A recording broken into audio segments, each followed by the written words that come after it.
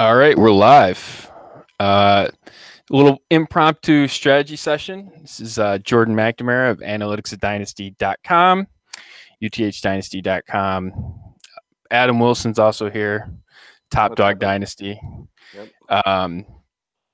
We were floating around the idea of just chatting online and doing a little Q&A.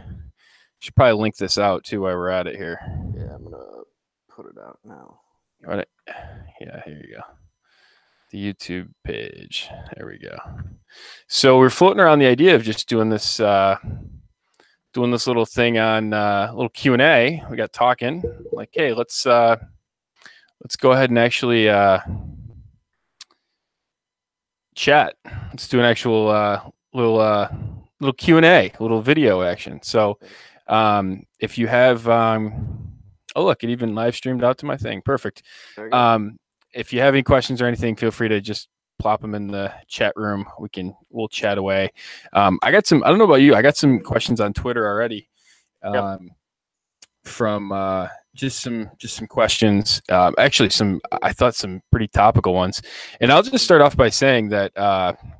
So I'm Adam, you know this. I'm working on this book project, and you've actually seen a little bit of the behind the scenes stuff, some rough draft content.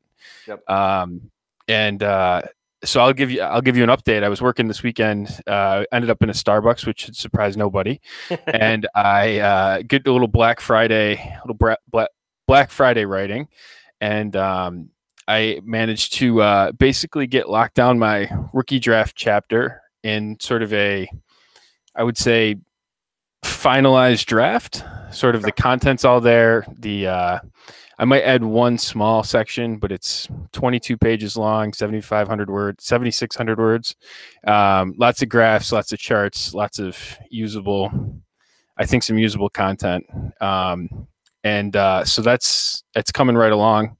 And I actually sent something over to you, which I don't know if the word's hesitant to put in the book. I didn't want it to come off as a certain sort of braggadocious type thing. But I went through and I sort of talked about a rebuilding team, sort of how I went from basically being 1-25 over the past 2 years to being, in first place with a somewhat commanding point lead. And, everything sort of broke right for me, but I put myself in the right spot. So I just wanted you to, I wanted some evaluation on that. You took a look at it, and, I think you said give it a go for the book. So it's actually surprising. It's coming along pretty well, but you've been sort of and people should know too that behind the scenes, you've helped me out with a ton of data. I'm really been one of the catalysts on being able to use the AWARP, what I call adjusted wins over replacement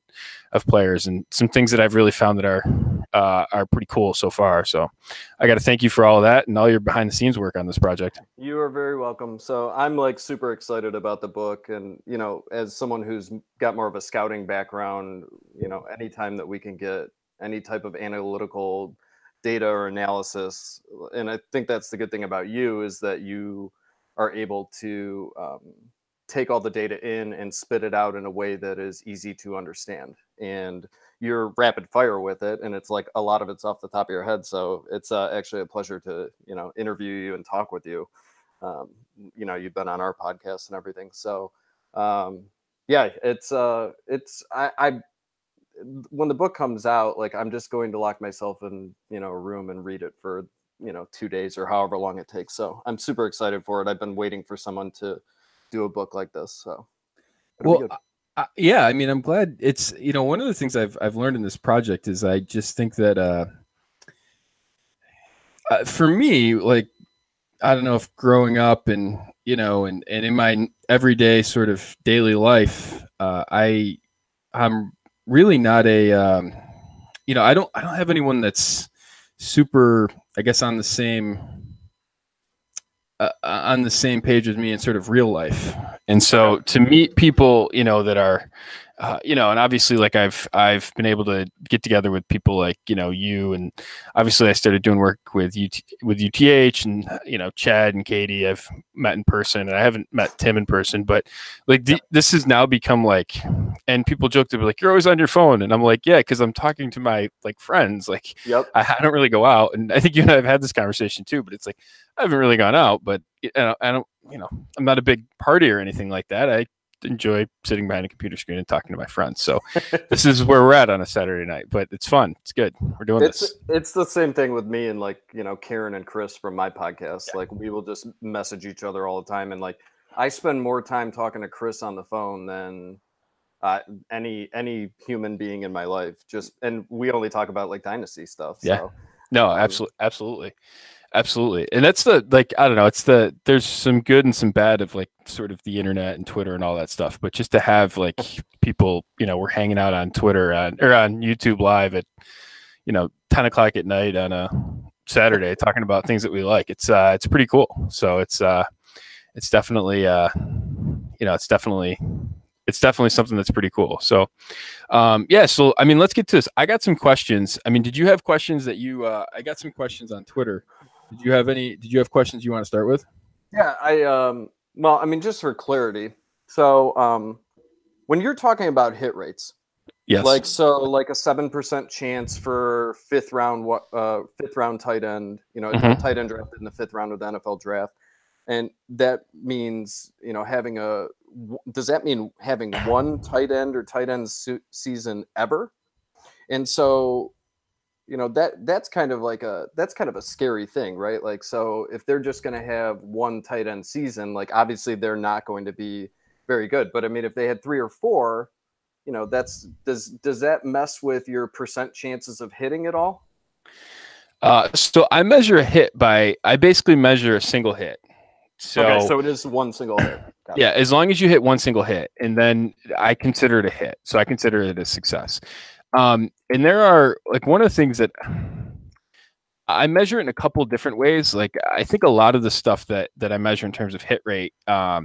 So my hit rate basically for quarterbacks, I measure a top 12 season. Running backs and receivers, I measure top 24, and then tight ends, I measure top 12. Okay. I think by nature, the receiving, if there's one criticism that I would have of my process on this is that I'm too tough on using top 24 as a receiver, as a baseline. I've chosen to use that because I think it's the most, neutral sort of positional valuation. And assuming, you know, a lot of the talk that I have in my book is that, you know, you should have running backs super, you should be more running back heavy than receiver heavy, right? So I don't want to be populating my roster with a bunch of, you know, wide receiver 33 finishes because they don't really help you. Yep. You know, but running back 33 finishes can really help you. You know, I think of guys like Latavius Murray and Yeldon this year. Like that's might be where they bottom out in terms of what they actually finish at, but that's like awesome in terms of actually, you know, that being a finish. Yeah. So I've really started to sort of look at that type of stuff, you know, and my warp data. So one of the things, you know, warp, and if you're not a UTH subscriber, you might not be quite familiar with some of the work that warp is. So I'll just sort of explain that a little bit. Warp is basically wins above replacement level, wins above replacement player. So WORP. And I use what I would consider a super receiver friendly baseline for that. So yeah. I do it on a weekly basis, and I've gone back basically 10 years, back to 2008, and I'm able to measure the sort of the weekly impact of a player on a week by week basis each specific week. So I'm not just using an average baseline or anything like that. I'm using the actual weekly numbers, and to figure out how much really those players are helping you and sort of what they are. And warp, it's probably a little bit more in depth than I could really talk about here in terms of how it all goes together and all the assumptions that I make, but it'll be an in-depth part of the book. And I talk about the rule of 7, and it's sort of, the rule of 7 and the rule of 97 and those things. It all basically flows from that. but the warp data, I'm super friendly on receivers. Like I'm super. It's really receiver friendly in terms of the baseline that I use. It goes to a much lower baseline. So the wide receiver 1 basically is measured off the wide receiver 48, how much above them they are. Yep. And like I'll be honest with you, I was somewhat surprised because I figured, I was like, well, let me err on the side of being like super, like, I'm making this argument basically that running backs are significantly more important than receivers. Let me take like the most receiver friendly assumption that I can make, which is that, we'll base it off wide receiver 48 is the replacement level player. Mm-hmm. They still don't even approach running backs. Like, to give you an idea, let me just drag up the data real quick. Tyreek Hill right now is the wide receiver 1. Yep. And he is at he's at 150 points over replacement player. That's 1.55 wins over replacement player. And that's the number 1. The running back is, let me just grab it here. The running back's Todd Gurley. And he's 211 points above the replacement player, 2.18 wins. And there's 4 running backs above Hill in terms of wins over replacement. Yeah. So if you just think about that, like, how good has Tyreek Hill been? Tyreek Hill has been the wide receiver 1 in 4 different weeks this year. I mean, that's just an insane stat. And he's still basically over a half a win behind Gurley, and he's on pace with basically what Kareem Hunt's season's been. And Kareem Hunt's season's been good, but I don't think it's been like, it's not a banner type year. And that's sort of the level that we're at. So yeah, if you've been aggressive on running backs this year, it's been a super good year to be there. Yeah, the other thing is that, like, you calling out like Yeldon and Connor, and like, one of the things that I've noticed is if you have James Conner on your team, you're contending. Like, he's single-handedly a guy that you have taken that late in drafts, or had as just a backup running back or like a prospect. If you have him on your teams now, like, your team your team would have to be in pretty bad shape for him not to help you be a contender right now. I've looked through all of my leagues, and everyone who has James Conner is 8-3 or better. And like, I think that's kind of the point to what you're saying, is how important the running backs are, the top running backs compared to the wide receivers. And Tyreek Hill, I was just looking at his numbers the other night, like, crazy, right? But like, these running backs at the top, they're worth way more than, having him on your team. So yeah, absolutely. And the cost that you can get him at is kind of crazy too. Like, when you think about, I don't know, I look at some of the costs that you're able to get these running backs at, and yep. One of the, I guess, I don't know, my question sort of is I was wrong on Tyreek Hill, right? But I was wrong on Tyreek Hill, and I'll be very clear about why I was wrong on Tyreek, or how I was wrong about Tyreek Hill. Because I think, and I don't know, one of the things in this book that I think that's important, I guess, really for me, is I don't think that you're never going to hit 100%, right? You're not going to, you're going to miss, right? Those things happen, right? You're going to miss, and you know what? That's fine. Like, you will miss, and that's fine. You should, right? It's going to happen. You should be comfortable with the fact that you're going to miss. But one of the things I think that's super important is how you miss, and sort of the thought process and your decision making. Because I think a lot of the times, if you're right on your thought process, like, it's okay to miss, right? As long as you had sort of a plan in place. And so I am, like, I'm super on, I don't know why, for some reason my computer keeps botching this specific, I don't know why that keeps doing that. My spreadsheet's just going crazy. I think I figured it out though now. Because you're using Excel. That's probably. I've been much maligned for using Excel. I can't figure it out though. Like, I can't figure out Google Sheets with sufficient certainty to use it. Are you doing a lot of querying? Do you know how to No, query? I'm just doing the Oh, I know what's happening. I'm getting to the bottom of this thing here. No, I'm just doing I'm just sort of running a couple VLOOKUPs and I just can't. I got it now. For some reason it just wouldn't adjust over, but yeah, long story short. But I just I sort of I looked at Hill and you talked about the hit rate and stuff, and I look at Hill, and Hill was what, a 5th-round draft pick, right? Those guys hit. Yeah. So since 2008, there's been 38 5th-round draft picks. 3 of them have hit for top 24 season. Only one of them has bounced back. Yeah. So that's an 8% hit rate, and basically of the 38. Now, of the 38, basically only one has bounced back. So you're looking at a super low hit rate. Was Tyreek Hill someone that we should have thought, hey, this is an exception to the rule? Maybe. Yep. But again, I would much rather abide by the rule and not be searching for exceptions all the time than to make my living or try and make a living betting on exceptions, because I just don't, right? It's the rule for a reason. I guess that's the reason why I was wrong on Tyreek Hill. But well, so it's just like you always say, it's bad process, right? I heard Chris Whitman actually reached out to me on this, and he was like, we had this conversation basically, and I think text form, and he was like, it was, the process was right, the input was wrong, and I think I somewhat agree with that, right? I mean, again, if you take every day 3 receiver and anytime they flash and you sell them for a profit, that's a winning formula, right? There will be misses in there, right? Diggs is probably a miss doing that. Obviously, Antonio Brown, right? Hill, but all of these guys, right? How many of these, Marquez Valdez-Scantling and all of these guys, like, I'm sure 1 or 2 of them will produce some sort of fantasy relevance. But if I'm always betting against that, I will win over the long term, right? Yeah. And that's it's a positive expected outcome.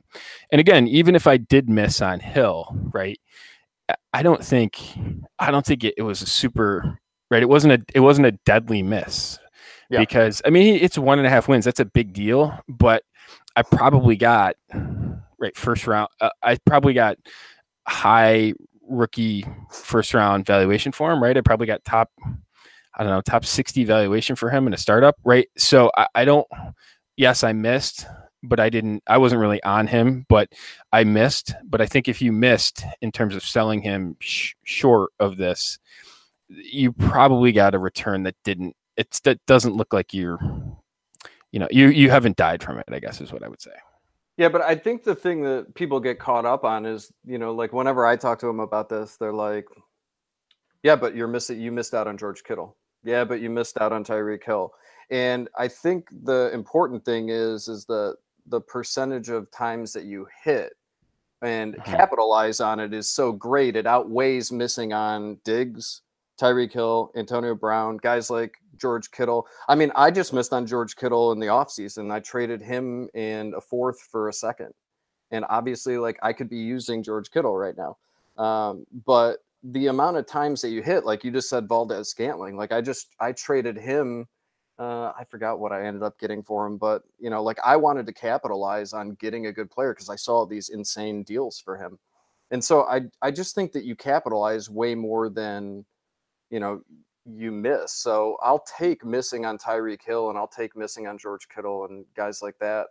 And then I'll capitalize on trading these, wonders like Valdez-Scantling and some of these other guys that are at tight end or wide receiver. Yeah, absolutely. And I just think tight ends, and the interesting thing to me is how we really should treat the position, because I don't think that the data is particularly useful going forward. Okay. And the reason I say that is because I think that I guess I would say between 2008 and 2017, Witten, Gates, and Tony Gonzalez were 20% of the starter tight end seasons. Right? They were 20% of the top 12 seasons. So I look at that and I say, okay, well, that's right. There's 3 what should be first ballot Hall of Famers. But at the same time, I'm like, well, what's that say about the rest of the position, right? There's 20% more weeks are opening up now, that, Yeah. 20% of more finishes are opening up now that weren't there before. So I guess how do we react to that? Is it something like we should be more open to guys like Kittle? I think so. Is it the idea that we probably are in a position like with guys like OJ Howard? Like, I wasn't huge on OJ Howard coming out, but is it a type of scenario where I think that OJ Howard it has a higher upside than we would normally think in the historical sort of setting where Gates and Gonzalez and Witten were taking up all these weeks? I think that's probably where we're at. So I think we should maybe be more open to outliers at tight end than the history would suggest. Yeah, it's a funny position, right? Like, you have the top couple guys, and then all the rest are basically the same. And so, right.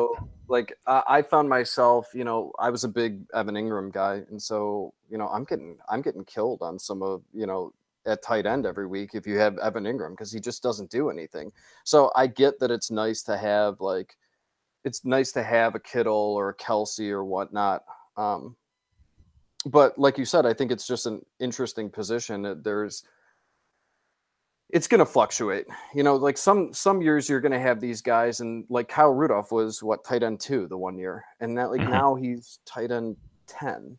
And so it's just going to, if you don't have one of the top 3 guys, if you don't have Kelsey the past 2 years and maybe the next 2 years, like you're going to have, you're going to be par for the course with all the rest of the teams in the league that just have, there's no difference between tight end 7 and tight end 10. Like, it's very easy. 1 30-point game, and you go from tight end 10 to tight end 6. So, yeah. And actually, it's funny because after I finished my rookie, let me grab this real quick. After I finished my rookie finishes in terms of looking at that chapter, I moved on to actually looking at the positional finishes at different positions. Okay. And so I actually have the data right here. Let me grab it. Yeah. So basically, the tight end 1 historically over the past 10 years has averaged 16.4 points over a 16-game season. That's assuming they played 16 games. The tight end 12 has been 9.3 points per game. So that's basically a full win of difference in value.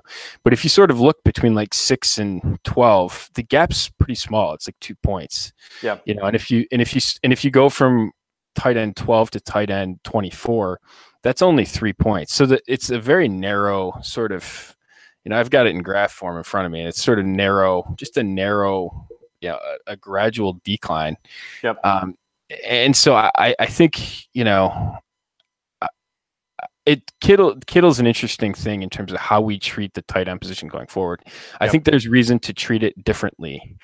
And maybe one other thing too, I guess I'd have to go back and look at Kittle's profile a little bit more. Maybe there was it was such a good tight end class last year that he, would he be a tight end 1 coming out this year in terms of how he would rank? I mean, maybe he'd be the kid Noah Fant is supposed to be pretty good too, but maybe in a different class that Kittle would have been a different level of draft pick, and that might have made a difference. I mean, I think that's definitely something that we have to pay attention to, and that's a reason why, this year I was on a guy like Josh Allen, because everyone was beating up on Josh Allen, but he was a top 10 NFL draft pick, and you were getting him in the 4th round of rookie drafts. Like, that's a big, just from and again, I didn't think he was likely to hit, but just the odds of that are better than where he was going in the draft, and it seemed like a clear, easy thing. So I think maybe the opposite happened with Kittle based on it just being a sort of a tough class. But yeah, I mean, he was he was 6'4", 247, ran 4.52, 35-inch vertical leap, right? He broad jumped 11 feet, right? I mean, so there's some physical freak to his profile, but he just sort of got clouded out by guys like Joku and Howard, and, all of that stuff. So if there's a reason why we miss on him, it might be that, you have to, even when the class is good, you got to look down a little bit further. Well, and that's what I was going to bring up. If you just do, you know, like film study, if you watch him now, like he looks like a wide receiver. So, you know, like if you have a tight end playing wide that looks like a wide receiver playing, and then the other thing is that he's in the San Francisco offense and they have nobody else, right? Like we were expecting Yeah, Marquise right. Goodwin or you know, the Jerick McKinnon. I mean, maybe McKinnon not being there is what's kind of catapulting him. Yeah. That might be, you know, that probably factors in at least some. But you know, when I watch him, I just say that's a wide receiver that you can. Almost the same thing with Evan Ingram. That's a wide receiver that plays tight end, and that's kind of a benefit for you. So Yeah, I'm totally. I think that's all fair. And you look at these guys too, right? If I don't, I have a hard time with the hey, look, the rookie's going to come into an instant role in the offense and be a hit. You know, we'll call it the Michael Gallup rule, right? Wasn't the theory? Well, Michael Gallup's going to see 110 targets because they have to throw it to somebody. yeah. That's usually a horrific bet, right? That's Yep. just not a good bet. I mean, look at the guys that has happened to. That was sort of the thought process. Anthony Miller, right? Pettis, Gallup this year, right? These guys where that's the argument for day two receivers. Like that's not usually a good thing. Yep. That's not a good basis to act on these guys. Kittle, everything sort of broke right for him, and good for him. He's capitalized. I'm not sure that I want to be in that position making those bets over and over again, right? I don't think it's I especially at tight end, he's going to be the exception to almost every rule. He's not a player that I want to, you know, long term say change my processes on because of how he hit. Right. Yeah. I think it's more of an example of he should have been a higher draft pick than he was for more of a good supply. There was a good supply in the class that he was in, so he just sort of fell. I think that's more of the rule than anything with him. I think that's fair. Yeah. So I did get some questions. Do you have any other like broad overall reaching questions? Well, I've got some good ones on Twitter. If you're getting yeah, I mean, if you're getting some on Twitter, then let's do those because I have some that we can talk about anytime. So Chad Parsons from UTH reached out. Thanks, Chad. Says currently have 14 receivers and 5 running backs on my Dynasty roster. Is that good? Asking for a friend. Yeah, you want to have the opposite of that. So that's a little inside joke going on. I got some questions earlier, and let's see here. There's some IDP questions. I don't really feel comfortable. I don't play IDP. I don't really feel comfortable answering a lot of IDP questions. I don't know if you do, Adam. It's not really something I'm good at or play a lot of, so I don't like to wade into that. Not my thing, but I can give you a tip. If you're just in a normal IDP league with just standard IDP scoring, don't draft them in the rookie draft. It's just not worth it. I mean, you can get guys like Fred Warner and Darius Leonard this past year, you know, that weren't even drafted. And like Darius Leonard's the highest scoring IDP player this year. So that's in standard IDP scoring. But something that I've learned over the years is do not draft them because you miss out on guys. And the one that I can think of is I missed out on Carson Wentz because I drafted an IDP player. So I learned from that really quick. Yeah. And one thing I would say is if you can get guys that are top quarterbacks in the third round of rookie drafts, and that's my understanding is that's sort of a popular place to start drafting IDP guys. If you make that area a first round quarterback or day 2 tight end sort of target range, that's the place to really make a profit in that range of the draft. One thing I got when this is Evan reached out and said, when you get to a point when you have somewhat valuable players that don't scratch your lineups, do you start flipping for picks or hold and let their value rise?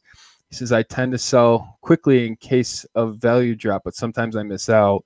The odds, though, are usually in my favor of selling them now. And he references Trey Quinn and Deshaun Hamilton specifically. My rule of thumb is basically I tend to believe that day 3 receivers are not particularly useful for fantasy. So if I have them and they do flash and I can get, if I can get a second round rookie pick for something for a day 3 receiver, that's almost always a positive bet. So that sort of would be my process on all of that. Did you have anything different?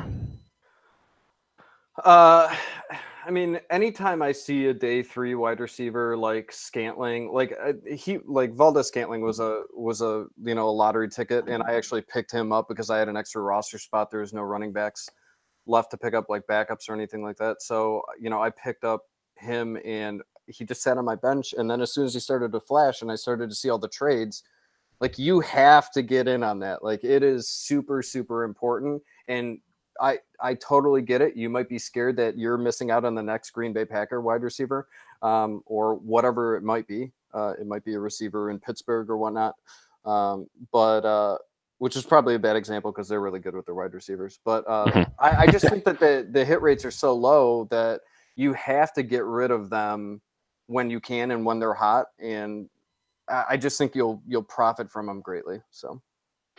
Yeah, I'm with you. I was able to move. I actually included Trey Quinn in a trade with Chris Warren.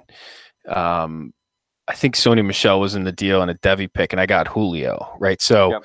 That's the type of anytime you can sort of make that type of trade is something that I really like to do. Go ahead. Were you getting questions on Twitter too? Yeah. Well, Chris said he posted in the YouTube live, so I don't know if you saw that or not. I do. I have that up here. Oh wait, here we go. Do you guys think Kittle should be a top 3 dynasty tight end?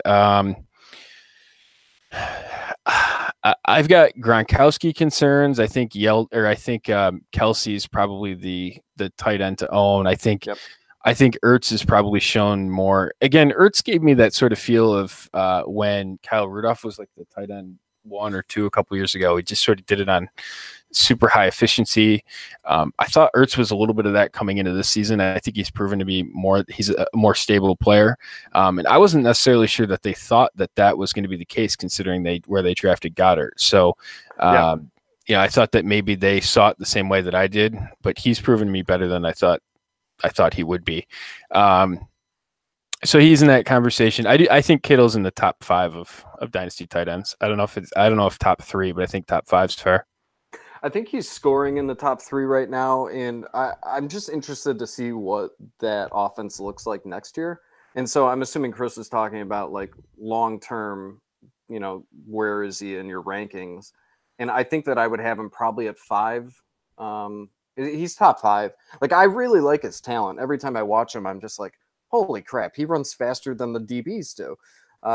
But I do worry about, what if they draft a high-end wide receiver, or what if they draft a back and they're just handing the ball off all the time? Is it going to cut in? Like, I don't think it's going to be a situation where he's going to be the primary target there forever, So at some point they're going to get a wide receiver that is going to take targets away from him. So. Yeah. Evan reached out, says, I've been offered a early 3rd for Deshaun Hamilton. Would you take it? 12-team IDP 2 QB? Yes, I would. And he says got him got him after the draft and waivers. Yep. I think that's usually a pretty good rule for me, right? If you can, not always, and running back's probably the exception to this rule, but if you can get if that's the type of valuation that you acquire someone on, and you can get a 3rd, or you can get an upgrade, if you can give hey, I'll give you Hamilton and a 3rd for a 2nd, right? That's usually a really good upgrade in value, historical hit rate. Hunter Henry's someone else that at the tight end position I think is not being thought of. I mean, trade deadlines are probably close, but there's some good tight ends, some good young tight ends, and we'll sort of see how it all plays out over the next 24 months. But I think that, Ingram's on a down, OJ Howard's hurt. I think Joku's showed some promise, although I don't think he's all the way there yet, but I think he's going to be a popular sort of year 3 breakout guy in the offseason. Gronkowski, let me ask you this, over under on 0.5 games played by Rob Gronkowski after this season. So he's a tough one because, like I'm looking at him like in leagues that I need tight ends, and I'm like, do I just throw out like a 2019 first for him? Or I got to be honest, like I think that he's going to play. I just don't know that we're ever going to see Gronk again. So I think that he's over 0.5 games. Like I think he will play. I don't see him retiring at the end of the year, but I like looking at his games. Like he had one great game this year, and that was week 1, and then he's just done like average the entire year, and which is funny enough, his average is still a top 10 tight end. I don't think you're ever going to see Gronk again. There's something wrong with him. They're not running him on routes like they used to. They're being very hesitant with him. I think he plays next year. I just don't know how much, and I think he's about done. He's taken a beating. He has. I'm leaning towards this is it. This is You're really okay. I think it's not necessarily from a lack of production standpoint, but just the way that he was acting in the offseason, it didn't strike me as someone that was long for the league, right? I mean, and for all the Gronk persona, Gronk is I think a pretty savvy business personality in terms of how he's done savings and everything like that. I think Gronkowski realizes that there's more to his life than football, right? I think he'll probably be a movie star, right? He'll do wrestling, whatever. Like he's basically saved all of his money, right? So I don't think he needs this. And I think that he's just some of the tea leaves on the reports coming out of camp about how he sort of he doesn't look like himself. I think this is taking a toll on him. And I mean, I've been in pain and I've experienced those sorts of things. That's no fun. And I think that's sort of where he's at in terms of, so to see him walk away wouldn't surprise me. I would probably, I don't know what the odds would be, but I think there's a really high chance that he's not back next year. But yeah, I'm just looking up to see what his trade value is at the moment. Let's see what we got in terms of trades for Gronkowski. I was going to say, I don't know how you can trade a 2019 first for him. Like OJ Howard and a 2019 first for Gronkowski. Give me again, I'm not a huge Howard guy. Yep. Same with me. You got to give me the Howard side of that. Kiki QT, Godwin and something else for Gronkowski in a second. I would take the Gronkowski side of that. Yeah, same. I'd rather have Gronk. I'm not a QT fan at all. Yeah, again, that's the same. Yeah. See, here's another one that's interesting to me. Eric Ebron in a first for Gronkowski. I would probably take the Ebron side of that. It'd be interesting to see where the pick is. But Ebron's a good example of something that I really Marquez Valdez-Scantling and Gronkowski for Tevin Coleman and Golden Tate. That's interesting. Rob Gronkowski and Derrick Henry for Keelan Cole. Yeah. Gronkowski or Ebron's someone too that, like, one of the things that I've really found is that elite tight ends really, they have a long sort of hit rate. And you look at the receivers that are at the tight ends that were drafted in the first round of the NFL draft, like Ebron screams that he's a long-term sort of like that things will get better after he leaves Detroit type of player.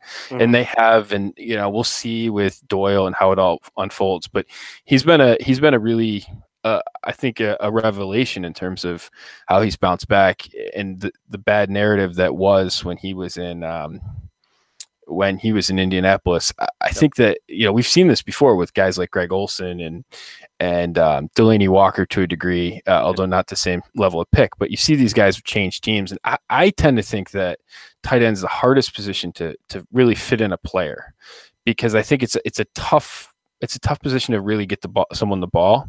Yep. So to see these guys, and the guys that are drafted in the first round for tight ends, usually have some sort of athletic freak to them, right? There's a big difference between a tight end up there and a day 3 tight end. So they will have a market after they're out of it. So that's that Ebron thing's a really, I think we'll see what the offseason brings for him, but I think that he's a really interesting long-term player. Gronkowski for a straight 19 first. I mean, we've gotten to that point. It's crazy.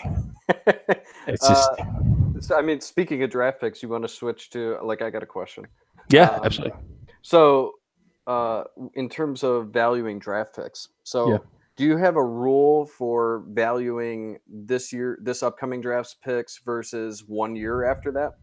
Have you found anything in like any of your data studies about that? Because I used to have the thought like 2020, and it changes because we know that the 2020 class is going to be better than the 2019 class. But so like I used to be of the mind that if I'm trading a 2019 third, let's say in the draft, I'm looking for a 2020 second. Mm-hmm. And so like, oh, and you know, if I'm in the fourth, like I'm looking for a 2023rd, you know, and vice versa.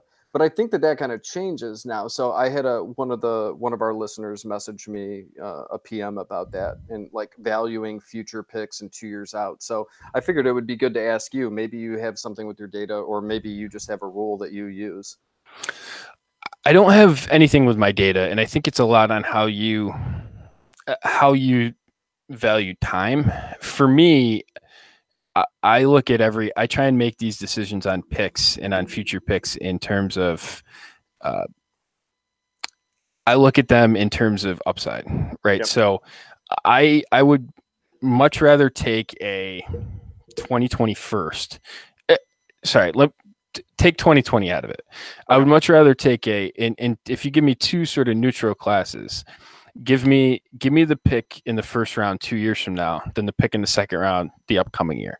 And the reason I say that is because and I get that the 2020, everyone thinks that 2020 is going to be a good class, and I do too. But in sort of a neutral context, the 20 the if you can get a first round pick 2 years from now, that can have a massive impact on you. And you don't even need to hold that pick until you get there, right? And that's the thing that people are like, well, how do you value that pick against a player right now? Well, for me, like I have a hard time hitting on draft picks, right? I never feel great about taking draft picks, especially in a class that I don't think is going to be that great. I think it's going to be harder to hit this year, right? Yes. So but if I don't have to make that pick for another 12 months, I can do whatever I want with that pick, right? So if I'm contending on a team that I own a 2020 first, a first 2 years from now, I can trade him. I can trade that pick whenever and do a lot of damage with it, especially if people think that 2020 is going to be a really, the hype's only going to build, I think, on that class. And so I would much rather take, one of the things that I like to do is I like to figure out a way to get a first round pick. Mm-hmm. And the upside of it's massive, right? I mean, Yes. and you've read you saw how I rebuilt that team. Like you read how I did it. And it was that. I mean, it was taking a pick and kicking it out and hoping for upside. And you want to know what? Like that might seem sort of willy-nilly, but if you look at how many times that I did it, right, it didn't work, right? One of the trades in this, in this chapter that I did, it was a rebuild. I said, listen, I don't think Devontae Freeman and Tevin Coleman are going to help me that much. I took Tevin Coleman and Devontae Freeman in a second and basically got, I think it was Jeremy Maclin in a first. And I was like, all right, maybe the first will bump me up the round. That first ended up being 112. Yep. And the second that I gave up was 201. And Jeremy Maclin sucked. Like in hindsight, that was a brutal trade, right? I mean, I moved up one spot in the draft. Is basically what it was a horrific trade. And gave up the best assets too. And I gave up the best assets, right? I mean, it was a terrible trade. But I guess the point is that I did that 12 times, right? Mm-hmm. And I probably hit on 8 of those as being good wins, including good wins like getting Alvin Kamara out of the pick and getting James Conner and getting Juju Smith-Schuster. I mean, I hit in a great class. I did that and I hit. And the impact of that's massive. And so anytime that you can sort of bump up a fringe asset. So when you get these questions like Deshaun Hamilton and stuff, and do I want a 2019 third? Give me a 2020 second, or give me listen, I'll give you Deshaun Hamilton and a 2020 second. You give me, Deshaun, I'll give you Deshaun Hamilton a 2019 second. You give me a 2020 first, right? Mm-hmm. That'll move the needle for you, right? That should move the needle for you. That'll make a difference, right? And those are the types of things that I like to do. And I don't discount it much because of the time, right? I'm patient. I'm playing the long game on people. And if people want to be short range in terms of how they value draft picks, I'll take the long side of that and I'll beat them time over time just because the hit rate's higher in the first round. So that's sort of how I value it. I think the more patient you are, I think if you're patient, it's a profitable strategy. So, and again, I'm not kicking out, I'm not trading Leonard Fournette for a 2021st, right? I'm trading fringe guys for making those types of moves, but give me the chance at making a high upside draft pick. Yeah, I agree. And for me, I'm always trying to get the higher draft pick. Like, I don't care that it's 2 years out, and I don't throw out that 2020 is a good class and 2019 is a bad class. you know, if you're talking about a 29 or a second round pick this upcoming year versus a first round pick the following year, I'll wait.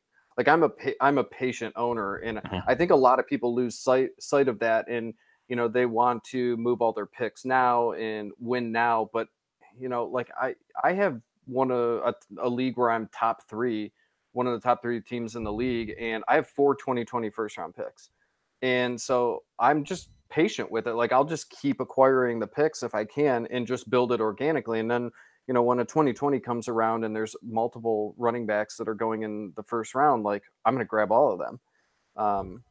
Right. So Right. I think the rule of thumb for me is just I'll always take the higher pick, even though it's 2 years out. I don't care.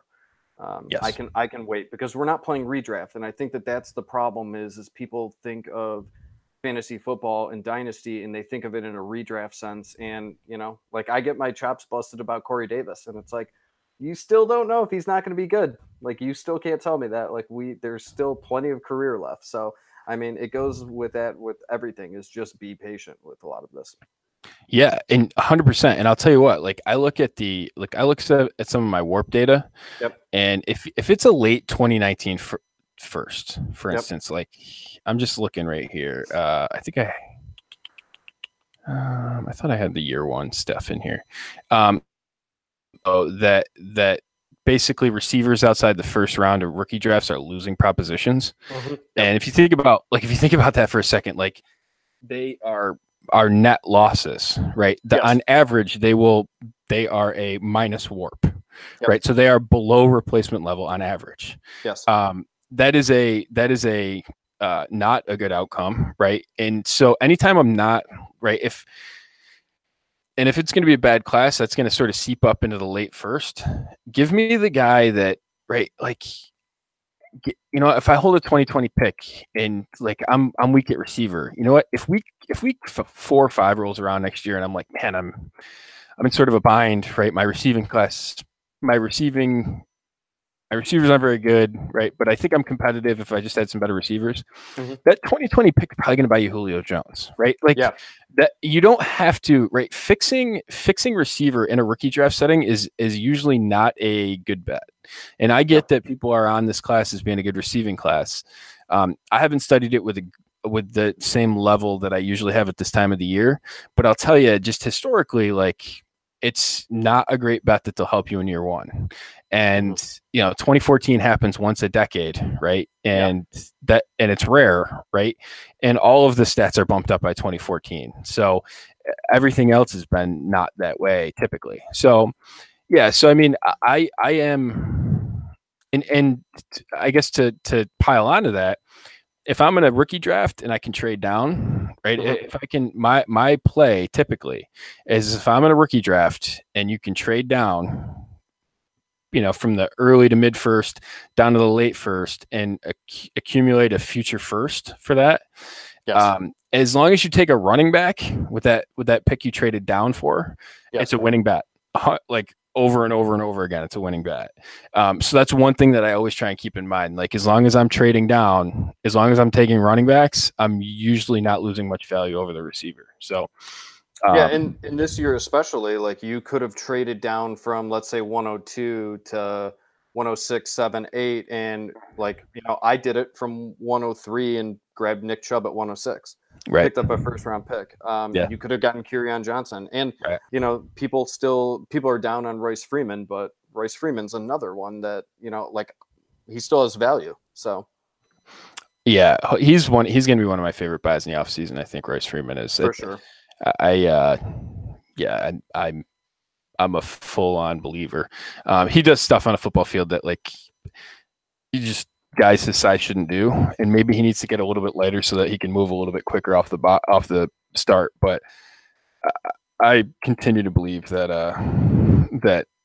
that he's the better bet than Lindsey is.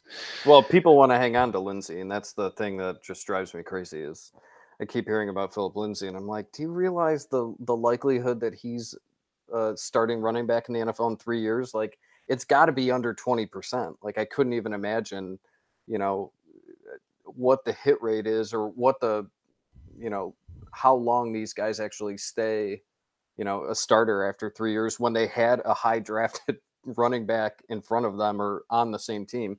I just find it hard to believe that they're not going to move to Royce Freeman at some point. And I really like Lindsey. I don't know how you could buy him right now. You wanna hear some craziness? Okay. Philip Lindsay, Jerick McKinnon, and Evan Ingram for Melvin Gordon. Oh. Sammy Watkins in a 2019 fourth for Philip Lindsay and Des Bryant. And I think that was after Des Bryant got hurt. Okay. That's right. So you basically gave up a hurt Des Bryant and Philip Lindsay for Sammy Watkins. Philip Lindsay and a 2019 second for Jameis Winston and start 2. I mean, Mink, you just, Philip Lindsay for Cooper Kupp, Philip Lindsay for a 19 first, Philip Lindsay and Jimmy Garoppolo for a first and start 1. Philip Lindsay for Robert Woods. I mean, I just give me the opposite side of all of that. Oh God, Philip Lindsay and Anthony Miller in a second for Le'Veon Bell. Oh. Right. I mean, that's, again, you want to play the long game on people, like do those type of trades, and 100 times over. Yeah. So I just sort of look at that, and I just Philip Lindsay and Duke Johnson for Sammy Watkins. I mean, Philip Lindsay and a first for Zeke. That's. I mean, yeah. We can't really include that one. So that one's sheer insanity. Yeah. So yeah. I mean, again, anytime. Listen, I'm pedigree to a fault, but I think that the numbers back it up. Anytime you bet against low pedigree guys continuing to do it, it's a winning proposition. Mm-hmm. And anytime that and again, we started off talking about Tyreek Hill, right? There's exceptions to the rule, but even like, it's not like that Philip Lindsay or Tyreek Hill or any of these guys that we talk about have being hit. It's not like that the market was on them before they hit. Yep. Right. So it's not like there was like, hey, the NFL was wrong on Tyreek Hill, so he's a mid-second round rookie pick, right? Yep. That wasn't the case. And so all of these guys, I would just caution people when you're thinking, well, oh, look, they're wrong, or hey, this is, that Philip Lindsay actually is a guy, right? We didn't think that in advance, right? So this isn't a scenario where we were like, the draft pedigree didn't matter. And again, I think that we overweight how much the in-season matters, right? It definitely 100% matters. It definitely matters to players' valuation, but I think people overvalue how much to move it. Yes. And one of the things that I like, it only makes players, turning a player from a rookie to a veteran, which would be just 1 year in my data, including all of the other veterans, right? The guys that have played 5, 10, 15 years. It only makes them about 8% more predictive, right? The fact that they played, and again, it's less than 50%, right? So there's an immense amount of variance in all of this. But I would just say that, like, we haven't, just because we've seen Philip Lindsay for 6 games or 8 games or 10 games, whatever benchmark we've reached, it shouldn't massively change.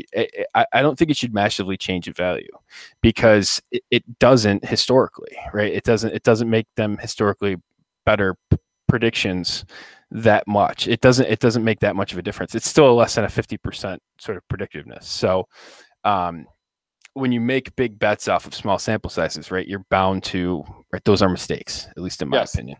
Yeah, if you're trading for one of those guys, I just think like that's just bad business. If you're making a huge trade for guys like Philip Lindsay, I would much rather go the long term and you can probably get Royce Freeman for cheaper than Philip Lindsay, at least in some leagues.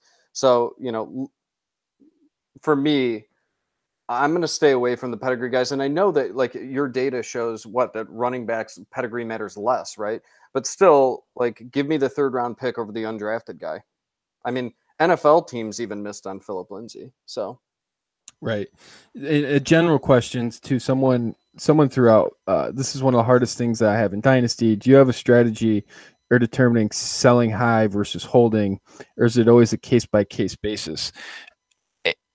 I think it matters on what the background of the player is. So, right, I think this sort of sums up what we were just discussing, which is a, a guy like Philip Lindsay, right? A guy like a guy like Philip Lindsay, a guy like Gus Edwards, right? Yeah. These guys that sort of come from unexpected, right? There was a reason they were unexpected because no one thought they were particularly good. Right Yes. now, again, and we looked at some advanced stuff. UTH has some PFF data that we have access to. Um, all of those things, right? If you look at Philip Lindsay and just watch the tape, right? You don't even need PFF to.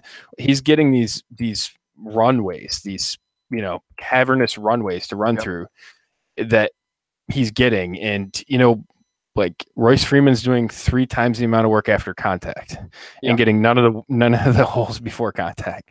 So when you think about that, right, how which one of those things is more consistent and which one of those is more predictive in the future, I think everything points to Lindsay regressing and Royce Freeman sort of benefiting going forward. So those types of situations, I mean, for me, I'm always open to buying pedigree cheap, right? So guys like Sammy Watkins, right?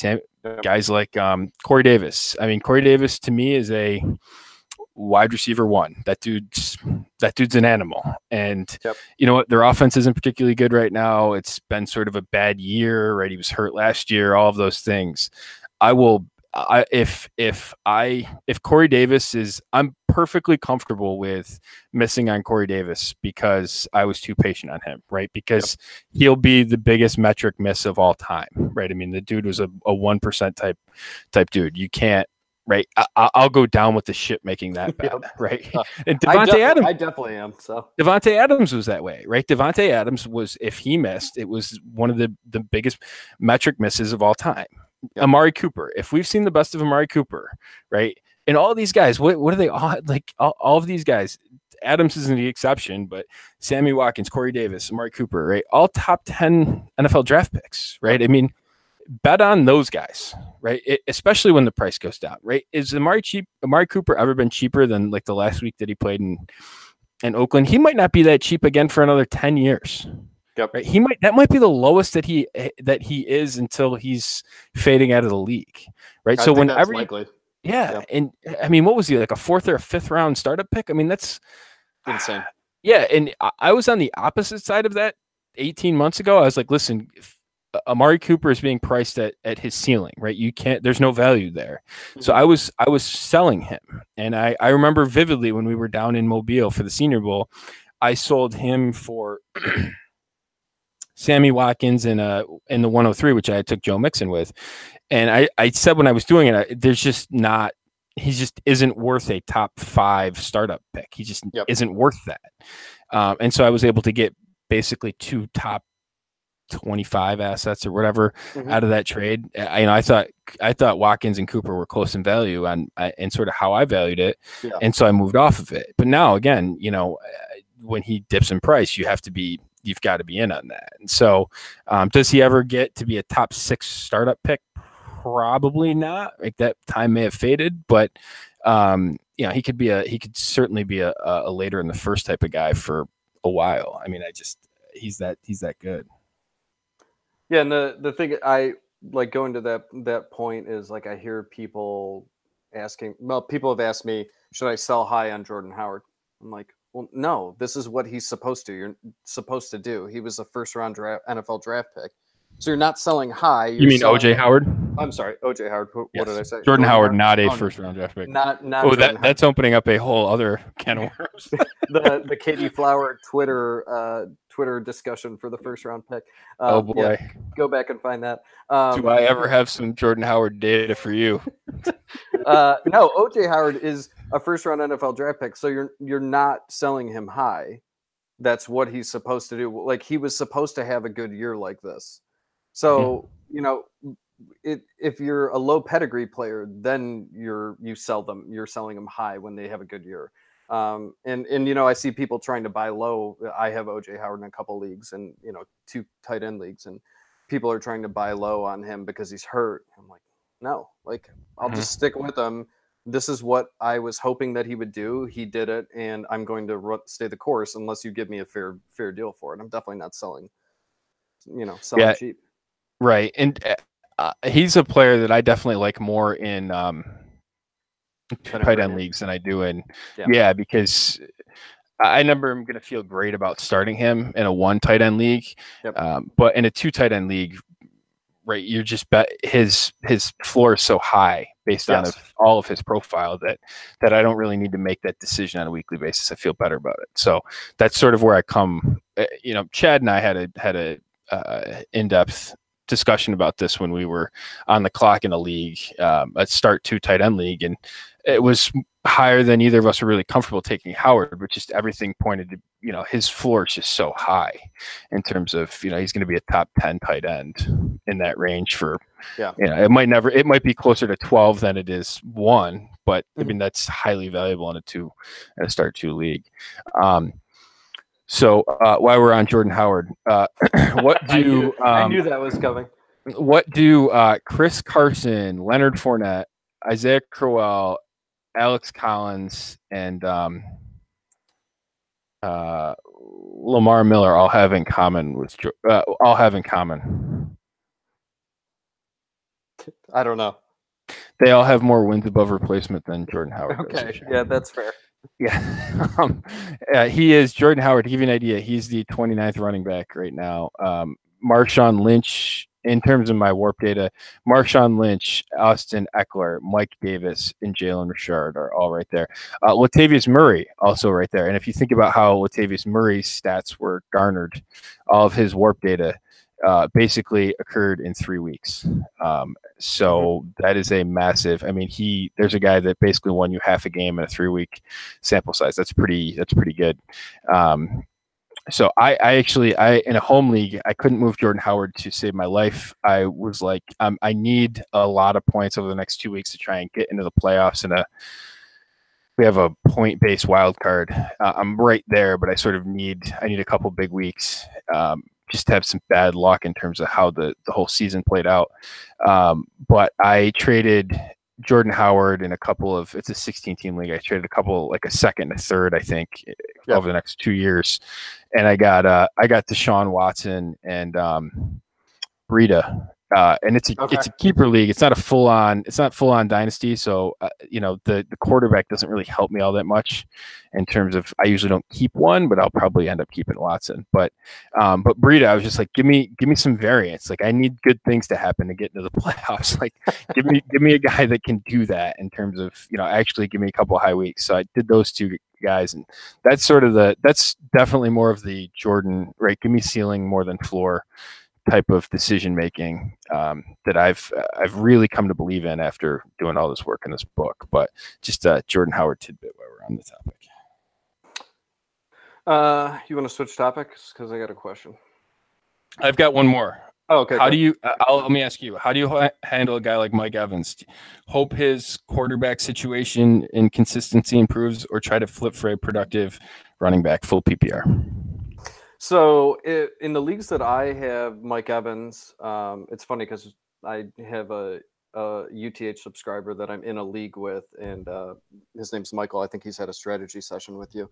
And in the league that I'm in with him, I have Mike Evans. So Mike Evans for me is a core wide receiver, and I am just hanging on to him.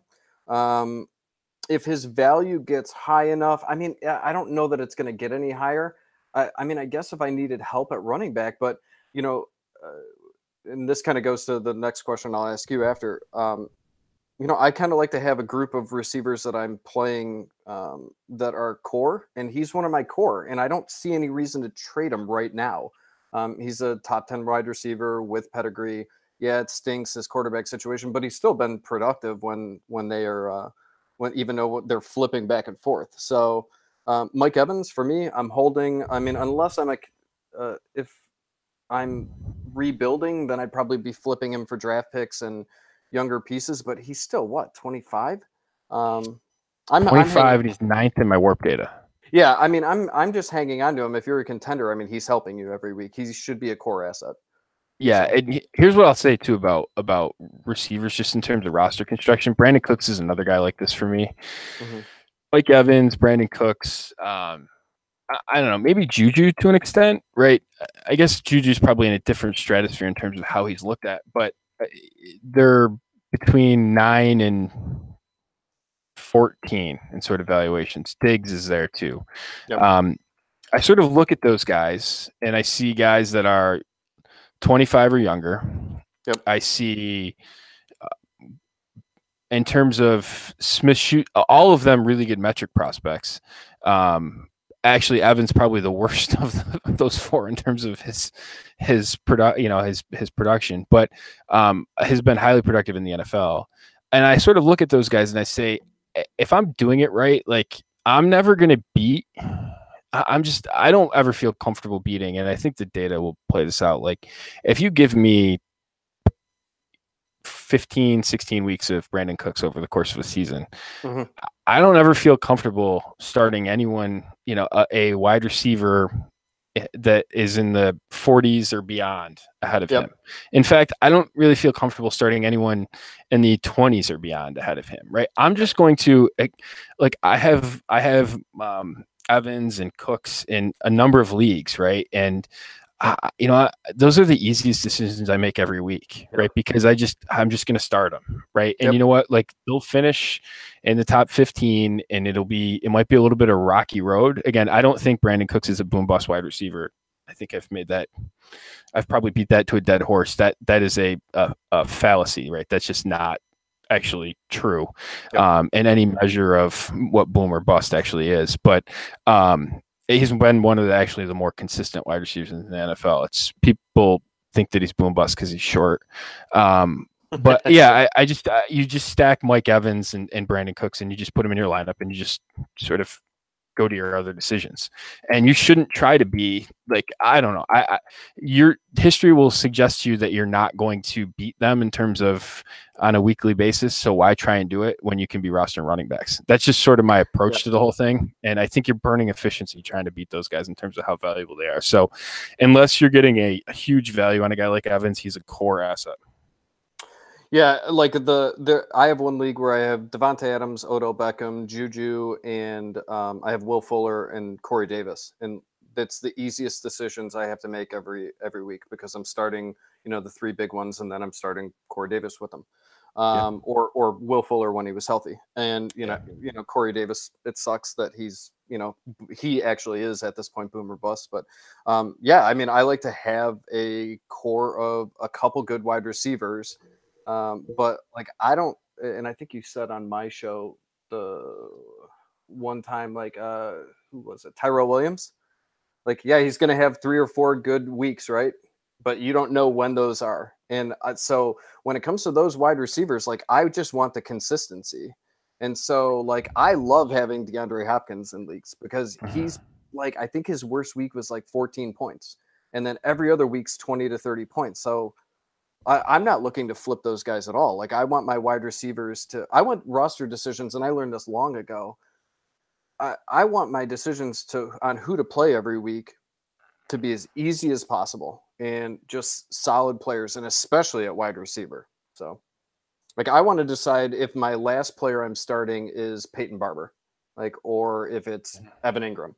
But all the rest I want to be like super easy decisions. And I feel like I see so many people that they've got to pick, 3 out of these 6 or 7 running backs. And I would pull my hair out every week if I had to do that. So. Right. You said you had a topic.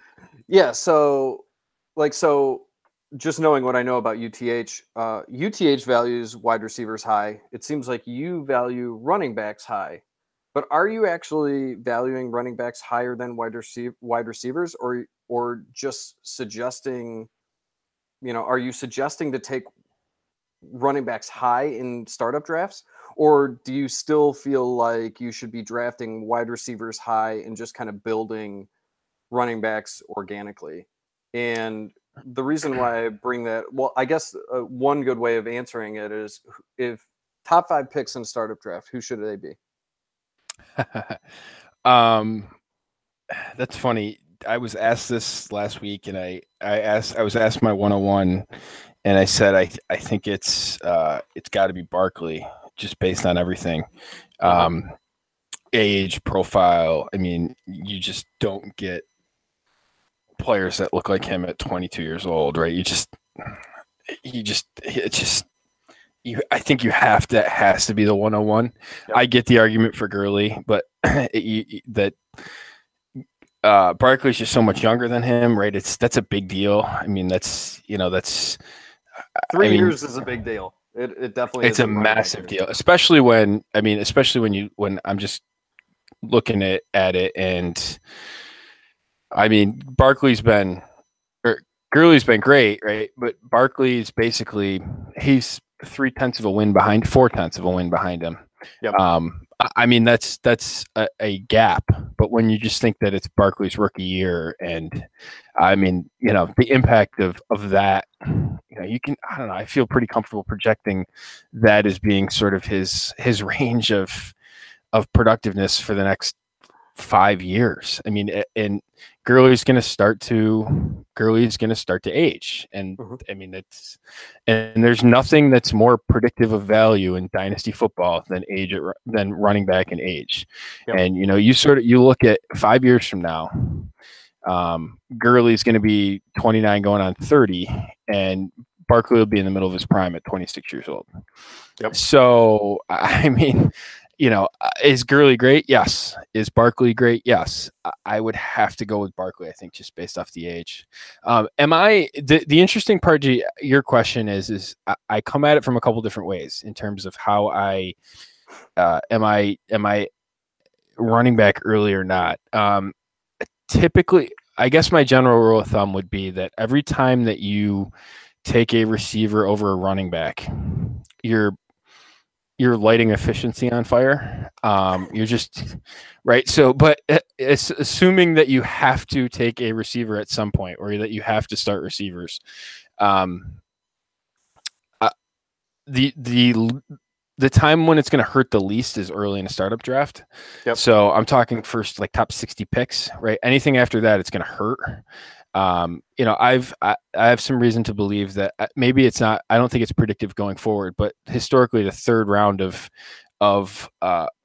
startup drafts has been a bad time to take a running back, just because of the type of players that land there are usually landmines. So I look at all that and I think that, typically the best time to get a running back, to get a receiver, is early, because it's going to hurt the least. And again, if you have to, right, if I'm a 25-man roster, right, and I need to start 3 receivers, I don't want to own more than like 5 or 6. Yep. So if I can get 3 of them knocked out of the way, right, if I can get, and I haven't even looked at ADP yet for any recently or anything, but if you can get, Evans, Cooks, and Corey Davis, and you might even be able to like get Sammy Watkins, if you can get like 4 of those guys in the first like 6 rounds, yep. I feel like I don't need to roster another one unless it's like a really selective bet later on in the draft. Like, I feel fine with that. I'll roll with that.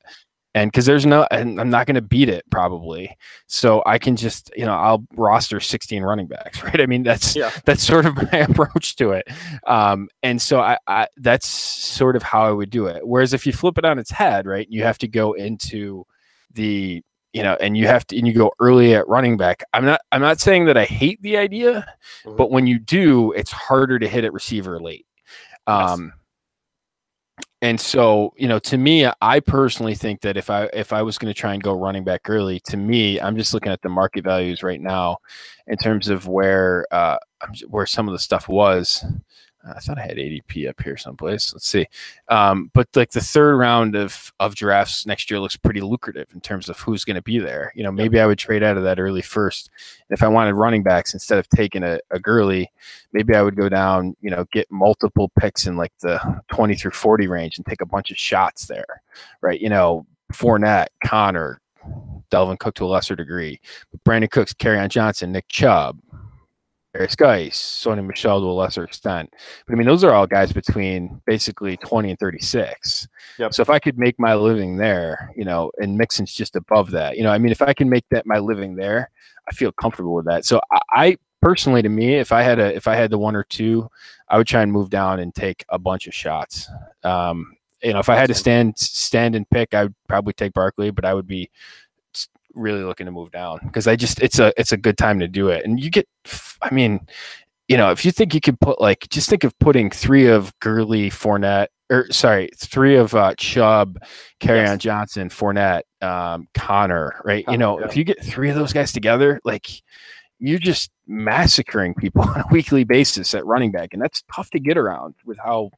That's just sort of how I look at it. And you can backfill with a guy like Cooks, and you just keep going down. Like Alshon Jeffrey is a guy I like a lot this year, not because I thought his ceiling was particularly high, but I thought he was a stable guy. Yep. And if I can get a stable guy at receiver that I think has a little bit of longevity left with a good quarterback, that's a guy that I want on my roster, because then I don't have to try and chase. And I know there's going to be bumpy weeks, but that's sort of how I like to build it. So I guess the short story long, bringing it back to short, I think that generally speaking, the best time to get receivers is early in a startup draft. And I think that you can get away with, we've seen it this year, hitting on James Conner late, hitting on, you're going to get guys in startup drafts next year that are rookies, I think, that are going to have some viability at running back. And, you can get those guys in 8th, 9th, 10th round, but you just keep looking down, like Royce Freeman at 61, right? Mark Ingram at 76, Jerick McKinnon at 78. I have questions about that, but Breed is going to be later. Austin Eckler. You just all of those guys, and the people you're comparing him against, Julian Edelman, Sterling Shepard, right? Give me the running back in that range all the time. Derrick Henry, right? Yeah. Derrick Henry or Demaryius Thomas. I don't know. I'm really a huge Derrick Henry fan, but give me him over Demaryius Thomas. You know what I mean? And you just, every time you have to make that decision, I look at building starters from the back forward. And if I have to go, if you want running back early, that's fine. Try and build your receiving core from the back forward and see how you like it. And I think you'll hate the experience. So it's better off to go running back. It's better off to go receiver early, because it's going to suck no matter when you do it, but it's going to suck less going receiver early. Yeah, it seems like it's super juicy in that third round. And just looking at the ADP, I think I would love to just move out of the first round and maybe move out of, assuming you got, if you were, let's just say you were picking at 1 or 2, and you could move into the top half of the second round and then move back again. And then maybe you're grabbing Juju at the end of the second round, and then you're hitting on a Fournette, Connor, Chubb, Geis, Sony Michel after that. And then, can you grab a Amari Cooper in there at some point, or a Brandon Cooks, or just whatever. But, if you can get, I think you could actually, this year especially, you're going to be able to drop back, grab one of the younger wide receivers, and then just go a running back, or something like that, or maybe a running back, wide receiver, running back, so giving you 2 and 2, and then just hammer running backs after that. Just go after those safe wide receivers. But so I'm in the same boat. It's hard. I prefer trading out of round 1. I just don't. Give me the value. I want someone to pay for Ezekiel Elliott, because that's some guy I'll trade for in a year, or in the off season. I'll have the assets to do it by then, or 2 years from now. I'll have the assets to do it. So. Yeah, and you know what? One of the things, what I would say to people facing how do you want to go about getting running back? Should I go early? Mm-hmm. I don't know.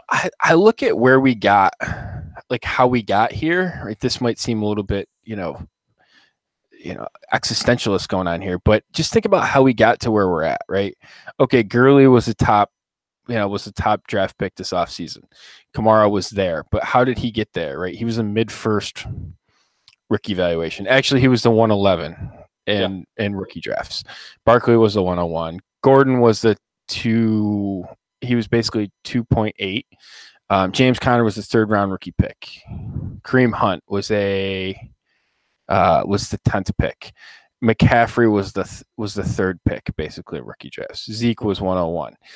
But keep going down. James White, 32nd in terms of rookie drafts, and you've probably got him off the waiver wires, right? That's basically come full circle.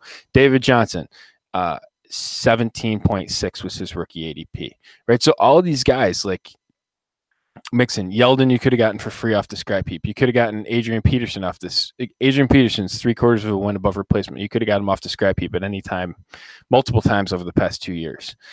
Philip Lindsay, same way. So I look at these guys, Kerryon Johnson, was cheaper. I look at some of these guys and like you can hit from later on at running back. You just can, and we project forward. Is the future different than the past? Well, I think there's reason to believe that yes, that these guys are going to be elite draft picks, and there's the position's better, so there's going to be small, lesser holes to fill. But again, there's still going to be injuries, right? And you just sort of keep, that maximum efficiency, keep rostering 8 to 10 backup running backs, and you're going to hit on a couple of them for some period of time. You can sort of fill that in, whereas you'll never do that at receiver. It's just tough. I mean, even a guy like Marquez Valdez-Scantling, like, okay, you hit on him, right? You hit on him. Well, what does that mean? And comparing it to where the running backs that you could have hit on. And I just look and you're like, it's still a negative EV situation, right? The most he's been above replacement has been like, let's see, most he's been above, he's still a minus replacement level player, but he's been above replacement basically 4 weeks, and the most he's been above replacement is 10 points. Sorry, 5 weeks. He's been above replacement half of the season. And it hasn't been any meaningful above replacement level. And he's still, again, with my super friendly receiver scores, he's still minus 0.15. Right. So is that success? Is that what is right? I mean, I think by any measure, we would say that he's had a successful rookie season. And what does that mean? It's still a negative fantasy impact. Well, right? the success is when you trade him for something else. Yes, exactly. Yep. Exactly. But I don't think like I guess my point is like, all right, everything's gone great for him, right? He has, I would argue, the greatest quarterback that's ever walked the face of the earth playing quarterback for him. And there's Randall Cobb's hurt, Geronimo Allison's hurt, Jimmy Graham broke his finger, right? And he's still not moving the needle for you. And so just to make those bets, I mean, if you said, give me a great scenario where you could get a receiver that could sort of come out of nowhere and be a fantasy, you would probably draw it up to be that, right? That you'd have a great quarterback who would have a wide receiver one and not much else on the roster. And this guy would trip and fall into that position and he could be really productive. And he had 4 above replacement level weeks, but not much moved the needle. He had 10 points above replacement in week 5 or week 6? I can't read my spreadsheet. I think it's week 5. And he had a couple other, positive weeks, but that's what success looks like. I mean, that's just a tougher bet. And you're much easier to do that at running back. Yeah. He was one that, you should have been looking to deal. And then Tyler Boyd. That's the other one that you waited 3 years on Tyler Boyd and he's finally producing. Trade him. Like that's the other one this year that I haven't owned him on any teams except Chris and I did a draft together and Chris likes Tyler Boyd. But I mean, guys like that, like you have to flip. The success comes when you get a couple good weeks out of them and then you flip them.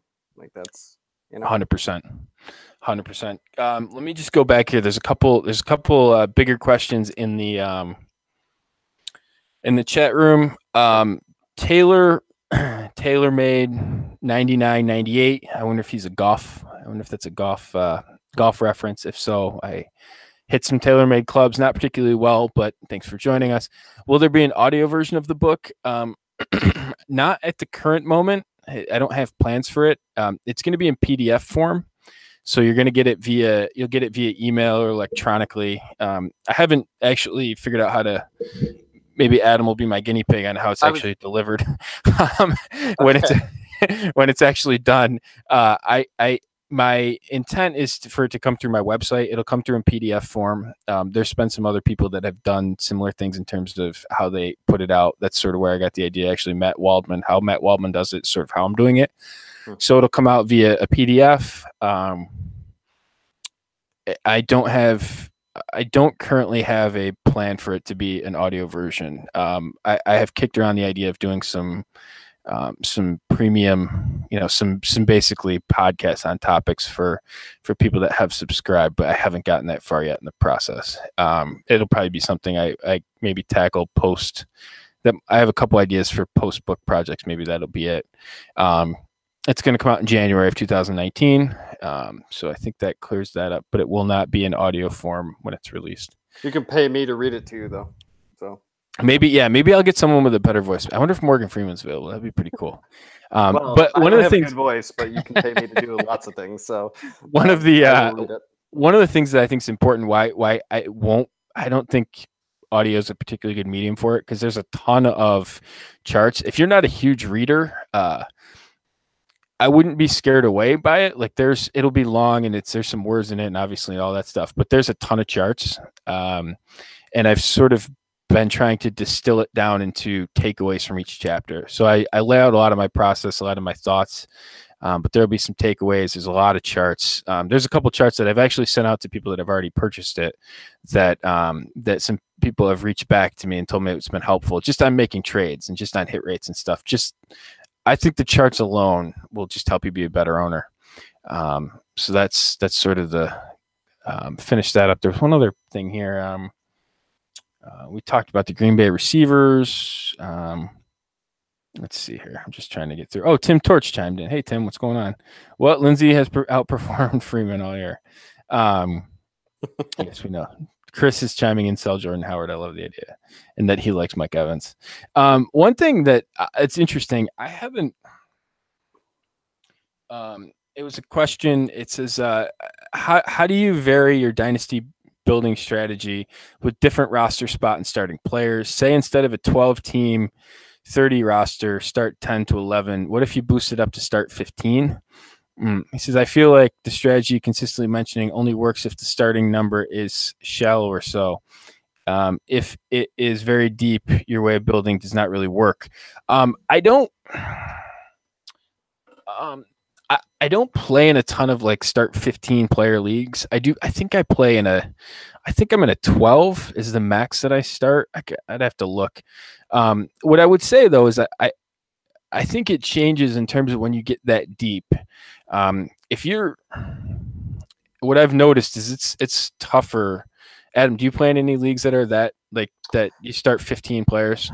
I'm trying to think. I think the only one is an IDP league. So no, okay. I think that's start 18. But no. So no, it's all like, I think 12 is the max. 12 offensive players is the max. So yeah. So I think I'm trying to look it up right now as we're talking. I think maybe the league that I'm in is a start. It's start 11 or start 12. Mm-hmm.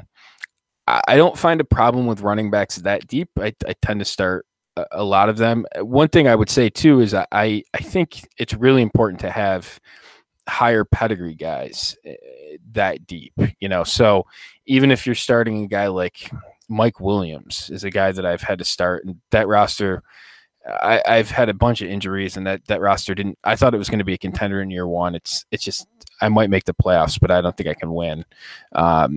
Mike Williams is a guy that he's in my roster. Traquan Smith was a guy that was flirting with my roster some weeks.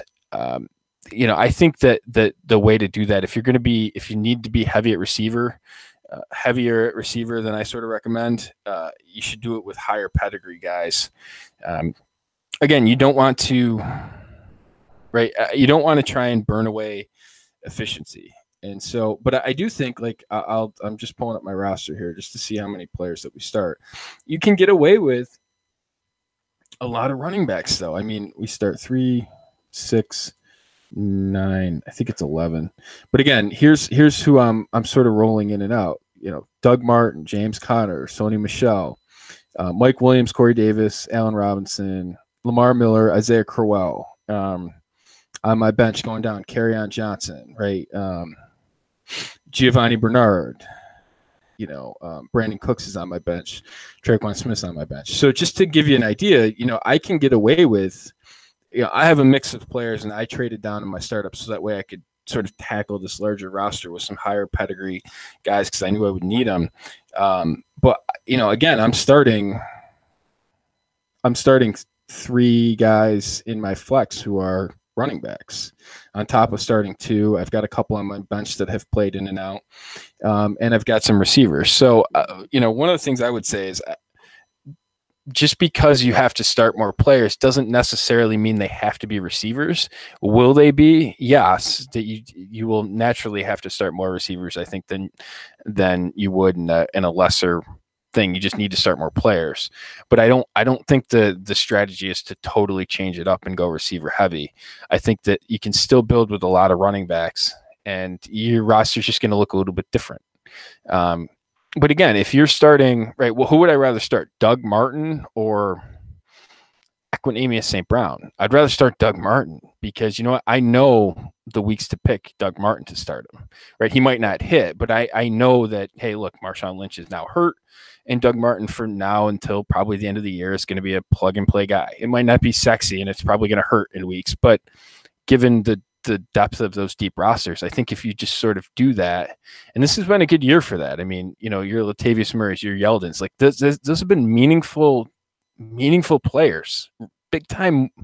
I mean, they've added wins, right? They've added good chunks of wins at least over replacement, and that's, you know, you can do that. And so if you're in a league like that, there becomes a diminishing return, I would say, like outside of the, you know, outside of round, you know, if you're only playing one quarterback in those leagues or in one tight end, outside around 20, it's tough to find those guys.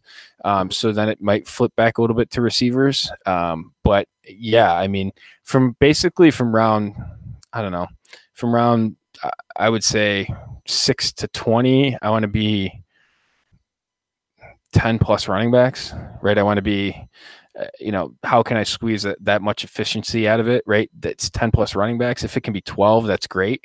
That's sort of the landing spot of how I like to build my rosters. And so you're going to get, if you're drafting 30, 35 man, at a point, there's going to be you're going to have drafted all the running backs you want, you know, that you think have the value. So you can sort of shift a little bit around, try and pick off receivers, you know, Danny Amendola types, Ted Ginn types. Those are the type of guys I was doing it with early in the offseason. But those are the types of players, right? I don't want to take pie in the sky type picks that late.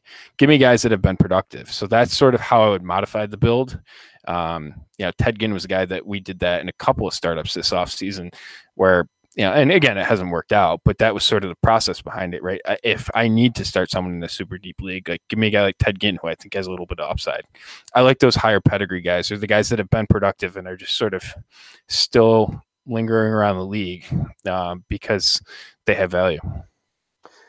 Yeah, I was going to say, can't you just go like at the end of draft, like in that case, I think the alteration would be maybe grabbing the PPR type backs, you know, ones that you could maybe the Jalen Richard types. Yeah. Yeah. Like that's Right. what I was thinking. And then it's funny that you said Ted Ginn, because that's like a guy that I was grabbing late in the rounds. And like, I guess what you would do is the wide receivers being in good offenses that are the wide receiver fours or threes or fours, like Saints.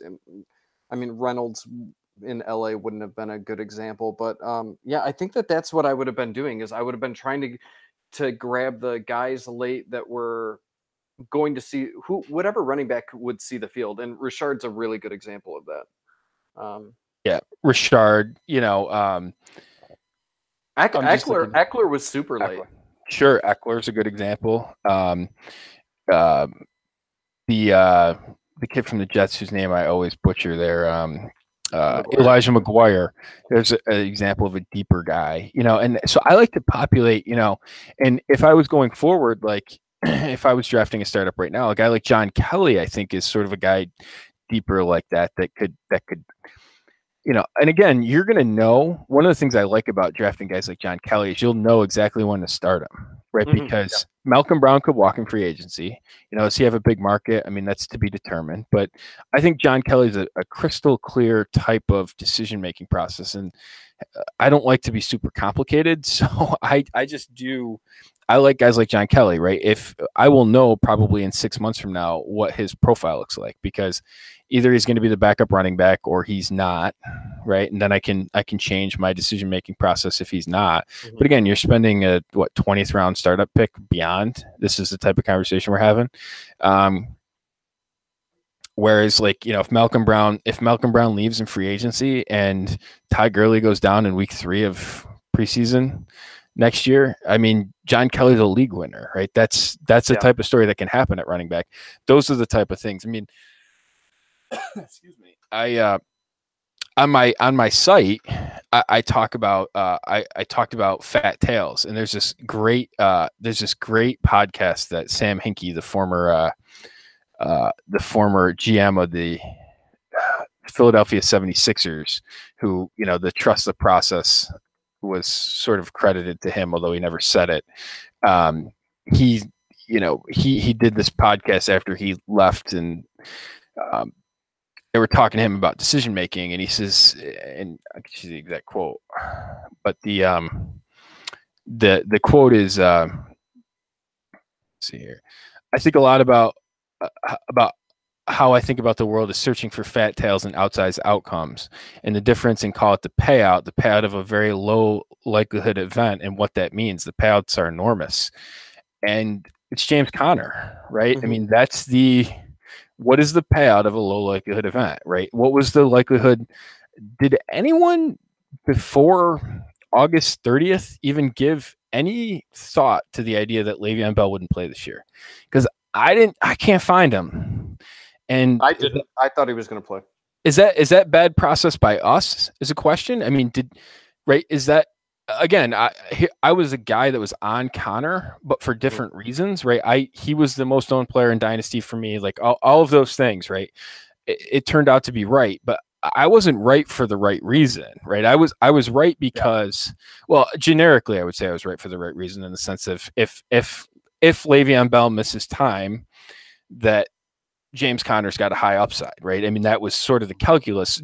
Was in that him missing time, was any of that percentage baked into being the fact that Le'Veon Bell would hold out for the year? No, it wasn't, right? It was that he would leave in free agency, or that he would get hurt, or whatever, right? It wasn't, I never even gave thought to the fact that this was really possible. And I think that one of the things that we should really think about more is that, right? Thinking about, again, that's a really high upside bet.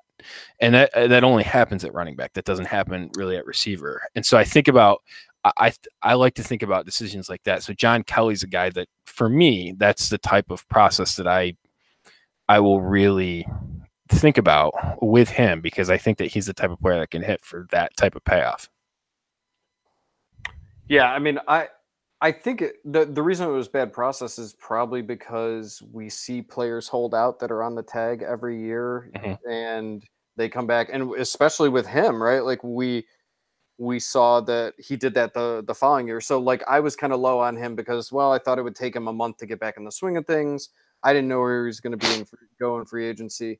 I had no idea that he would sit out the entire year. I don't think anyone thought that. And yes, I guess that we should have been thinking that was a possibility. I mean, I still grabbed Connor in a couple like startups and stuff, and I was trying to grab him in another, and Karen sniped him one pick before me. So I look at it right now. I'm just glancing at. It looks like I have, not all of my rosters are here, but I'm just looking at one. I don't know. I think I'm looking at like the summary of like 14 of my dynasty leagues, and he's available in like, John Kelly's available in like half of them. Yep. And I just think about that. Like, again, as I'm looking, I'm just glancing at a roster just to sort of see, like, it's tough for me to roster guys because I roster a lot of these type of running backs, and they're just sort of in a similar sort of sphere, I would say. So it's tough to it's tough to put him above some of these guys like Peyton Barber, Alfred Blue, Crowell, right? I mean, Chris Ivory is a guy that I like, so I'm sort of looking down the list. There's not a ton of players that I would cut for him, but I just think about, does Kelly have a higher, what could be, right? It's high, and it's a question of how much you measure that. So, but I think about, like, I think a lot about that. Like, how do we, we probably won't know. It's usually injury related and all that stuff. But, the idea that you should be open to unlikely outcomes and how you capitalize on that, because I mean, the impact of a guy like James Conner. James Conner right now, 1.6 wins above replacement. And to give you an idea, like that's a really, really high, again, historically, that's a really high outcome. Is it this year? No, because all these guys are so good. But to give you an idea, running backs since 2008 that have produced above 2 wins above replacement. Okay. Mm-hmm. There's been 2 of them for 3 seasons. David Johnson in 2016. Arian Foster did it in 2010 and 2011. That's it. We already have one in terms of Gurley. Gurley's already there. Gurley's cracked the 2 ceiling, so he's there. Kamara's at 1.9. Barkley's at 1.8. Melvin Gordon's at 1.6. Connor's at 1.6. We're getting close in terms of I cut this off at week 13 because that's how I measure these things in terms of actually measuring warp, because I think it's, for a lot of reasons I measure it. I can get into more of that. It's probably not a conversation for here, but I measure it in terms of just through the regular season. But we're going to get multiple more of them, right? We should get Barkley and Kamara should get there, and Gordon. I mean, we only got 2 more weeks to fit them in, but I mean, it's possible we get 5 more guys, 6 more guys that crack the ceiling. I mean, that's a big deal. I mean, if they, if you get a couple 30-point weeks out of some of these guys, they're going to get there in terms of like Hunt and Connor. So you just think about that, and it's like, I mean, that's a massive impact. And so I just look at guys like Connor, and how do you, what's that story, right? The impact of it's massive. And just to think, like, if I own Connor against the guy that didn't own Connor, the guy that owned Bell and not Connor, I mean, I'm 4 wins above him this year, just based on that decision alone, right? I've gained 1.6 or whatever, and he's lost 2, right? Because he lost Bell. And, I mean, that's a massive difference, right? That tilts a league. And, yes. And so I just think about those things. And a guy like John Kelly is a guy that I think at the cost, like, that's the type of bet that you have to make. That's the kind of lottery tickets. Those are the kind of lottery tickets that you want, rather than, putting all your resources into like late round wide receivers. Yes. So those 100%. Are the bets to make, not the late round wide receivers. 100%. Did you have other questions? I know I'm just, if you have something, go ahead, and I'm going to just scan through the chat just to see where we're at. I think Chris might've posted it, but, he posted effing Notre Dame. So I think we'll get beeped if I can only tune in to see what happened, but I suspect it's not the outcome that I wanted. But I know what happened. That's not good. Long-term value: Randall Cobb, Matt Breida, Tariq Cohen. Oh, they came back. Yep. Yeah, I already got. Oh boy, I got a text from my buddy. So. Yeah, so I was at Yankee Stadium last week when Syracuse lost, and well, Notre Dame's going to the playoffs, it looks like. So it's so obnoxious. I didn't hear your question. I was bemoaning my fate. Long-term value: Randall Cobb, Matt Breida, Tariq Cohen. Randall Cobb, Cohen, or Breida. That's interesting. I think Randall Cobb's probably the clear third to me. I think that he's eroding, and I just, you look at how age impacts players, and it impacts players like Randall Cobb more because he was a lesser of a pick, right? The guys that play into their 30s are the high picks. Because I think as they age, the athletic ceiling that they're coming down from is high, right? The ceiling was higher, so they're coming down. I think it's it hurts guys like Cobb more. So he's a guy that I could see. I could see a Jeremy Maclin type, sort of leaving the league type of thing at future for him. Maybe not next year, but I have low confidence that he's a difference maker. Man, the Breida conversation is it's super interesting because I think he's a really good player. I think he might be a better player than McKinnon. Yeah. But they locked up McKinnon, and I probably should have looked this up because I had this conversation recently with someone, and I didn't look up McKinnon's. Can they move on from him? Maybe they don't want to move on from him, but has McKinnon done anything in his career that warrants starting? Them just giving the job back to Breida, or to him, or giving the job back to McKinnon. Has he done anything in his career that warrants him getting the job back immediately? And he still hasn't had a 100-yard rushing game in his career. Is that really? Oh my God! Seriously? I think we talked about it in the off season. Or if it is, it's low. Yeah, no, I think that's it. Yeah, I don't think he's ever had a 100-yard rushing game. Good gracious. Hang on, let me. I'll look it up. Oh no, keep going. I'm on this already. I'm already at. So his contract is. They paid him all the money up front. He would be no cap savings in the offseason. I just got that. He would be he's due, let's see, his cap number is $6 million next year, and they would save no money by cutting him. Okay, so he's going to be on the team then. He's going to be on the team. Yeah, I know that they paid him a bunch of it up front, but so they could move on from him. They could save $4.8 million next year by cutting him. So they could cut him after 2019. Yeah, so he's likely going to be on the team. Yeah, I'm pretty sure. Never had. He had a 100-yard game in. He had 200-yard games in 2014. Okay, yeah, okay, that's it. So he's had 2 in his entire career. Yep. Yeah. So I mean, it has been. I don't know if you listen to him. Dr. Chow is just he's one of my. He's great. His enthusiasm for like what he does and sort of life is just super refreshing.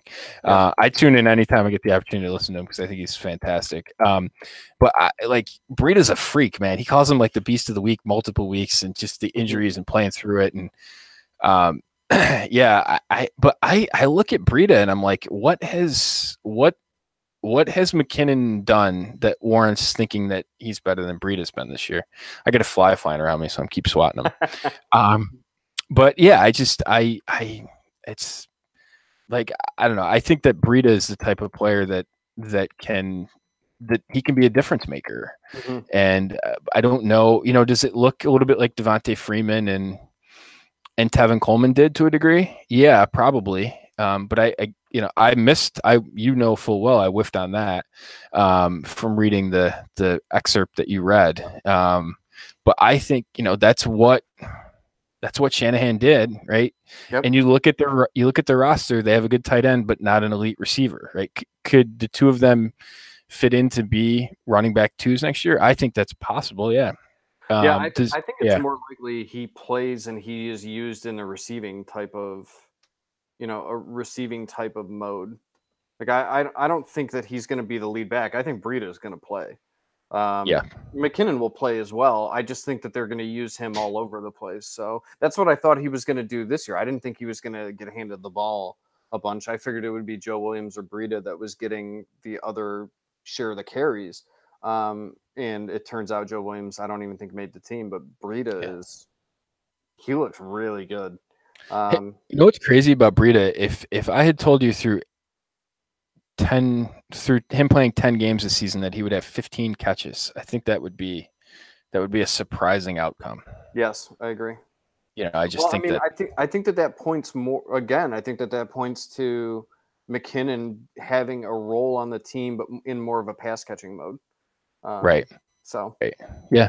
And I look at Breida's stats, and again, this was sort of a,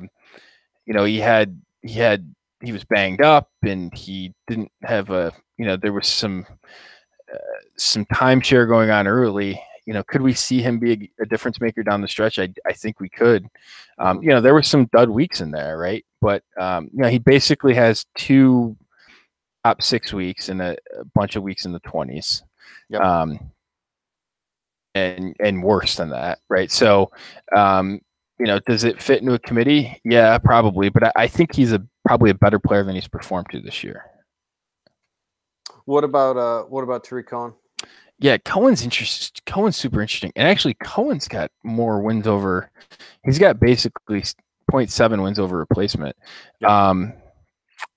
Yeah, I mean, maybe the answer is Cohen in the sense of it's maybe more predictable in the offseason, right? I don't think you're not going to have that question with Breida. But again, when I look at guys like Cohen and when I look at guys like Breida, sort of players in that sphere, when you have a bunch of the same question, right, I think the answer is to sell the one that's going to get you the biggest return. And because the difference between a guy like Breida and a guy like Cohen, sort of long term, I don't think is all that much. I think we've seen really what, maybe Cohen's ceiling's a little bit higher than this, but I don't think in terms of true moving the needle in Dynasty, he's never a great feel when you start him. Yep. Right. And I don't have the start sit ratios in front of me, but he's not like a plug and play type where you were starting him when he hit for 23 points above replacement. Not everyone captured that, especially considering that he had 3 negative weeks in front of it. I guess my answer to those types of questions is that the difference between the two of them, right? If you're going to move down from Cohen and your option is to start Breida instead, but you can get an upgrade in terms of a future first, or you can get an upgrade at receiver or whatever. I think that's more the answer than to rostering Cohen, hoping that he's, a true difference maker long term. Yeah, no, I'm with you. I mean, that running back situation there in Chicago, obviously I don't want Jordan Howard. I just wonder if there's something more to be added to that. Is there like a lighter running back to get the majority of the carries that can actually do something with him? Is that the route that they're going to go? I mean, we have heard that they were looking to maybe move Jordan Howard at one point during the season or in the off season. My only issue with Cohen is that he's not going to be the guy there. So he's still an ancillary piece, right? He does this thing. He's a PPR back. He's good. I do wonder if they can bring in someone better that fits their scheme a little bit better than Jordan Howard that will cut into anything that Cohen does. Yeah. Yeah. I mean, I think that it doesn't feel to me like Jordan Howard's the type of running back that they want. No. So the whole thing is just with him is just, I mean, Cohen right now he's a running back 1, barely. He's number 11, but it's who would have thought that Jordan Howard wouldn't be a running back 1 this year? Well, there was some of us, right? There certainly was some of us. It just seems like it gets worse and worse with Jordan Howard every time I see what his usage in games. So yeah, it's tough if you don't hit I think the crazy stat that I've seen in him, he had basically he had 2 touchdowns in a game and he basically had 17 PPR points. Yes. Yep. That's crazy. That's the ceiling that you're going to get. That's not, that doesn't feel good, right? I mean, that's 2 rushing touchdowns and then 47 rushing yards. I'm looking at it right now. Yeah. Yeah. Yeah. And I think it was against the Bills, right? Wasn't it the Bills game that he did that in? It's man. So yeah, I just look at that and it's tough. It's tough. Chris is chiming in with some more Cohen takes. Do you think that they feel that Cohen could handle the every down work? I don't know if it matters. I don't think that they do. But I think that he could get away with not being sort of the quote unquote every down back and still be fantasy viable. Yeah. I think, and that's sort of what they want to do with him. Isn't this his value right now? Isn't this where you're hoping that he gets? He's running back 11 right now. This is kind of where I'm hoping that he's going to be if I own him. I don't ever see him getting to RB6. So this is what success looks like, right? Mm-hmm. Yeah. Yeah. And so when you do that, right? I mean, that's again, with all these players, I think it's important that you keep in mind what success looks like and have sort of I don't do it with every player, but I think that if you have a sort of a buy sell line on guys, right, and sort of keep in mind what would you sell if what would you sell Tariq Cohen for coming into the season, right? Would you take a first plus or whatever? And if you sort of keep those valuations in mind, I think I think that'll help you clear out these types of decisions. And for me, that would be if I get a first plus some other type of player, yeah, I would probably do that. And again, even facing a down class, like people say it's a down class, and then you want to know what, they fall in love with people, right? I mean, it happens every year, and you can move the pick, you can do all sorts of different things with the pick, but yeah, I mean, that's sort of what I would do. And again, if you look at sort of that range of the draft, right, I'm just pulling up the warp data again, but you're beating, you're in that sort of range, right? The later in the first round, you're expecting you're expecting the running back to have a better than 50% shot of being a starting running back. Right. You're expecting basically a win above replacement over their career. You're basically expecting 0.27 points above replacement throughout their career. Do you expect Cohen to have a little bit more than that? Probably. But is there upside on that number on the running back that you pick? Yes. So, I mean, I think you have to sort of measure that. I mean, he's a very individual player for me. I would tend to want to package him for an upgrade someplace else. That's the type of move that I would make for him.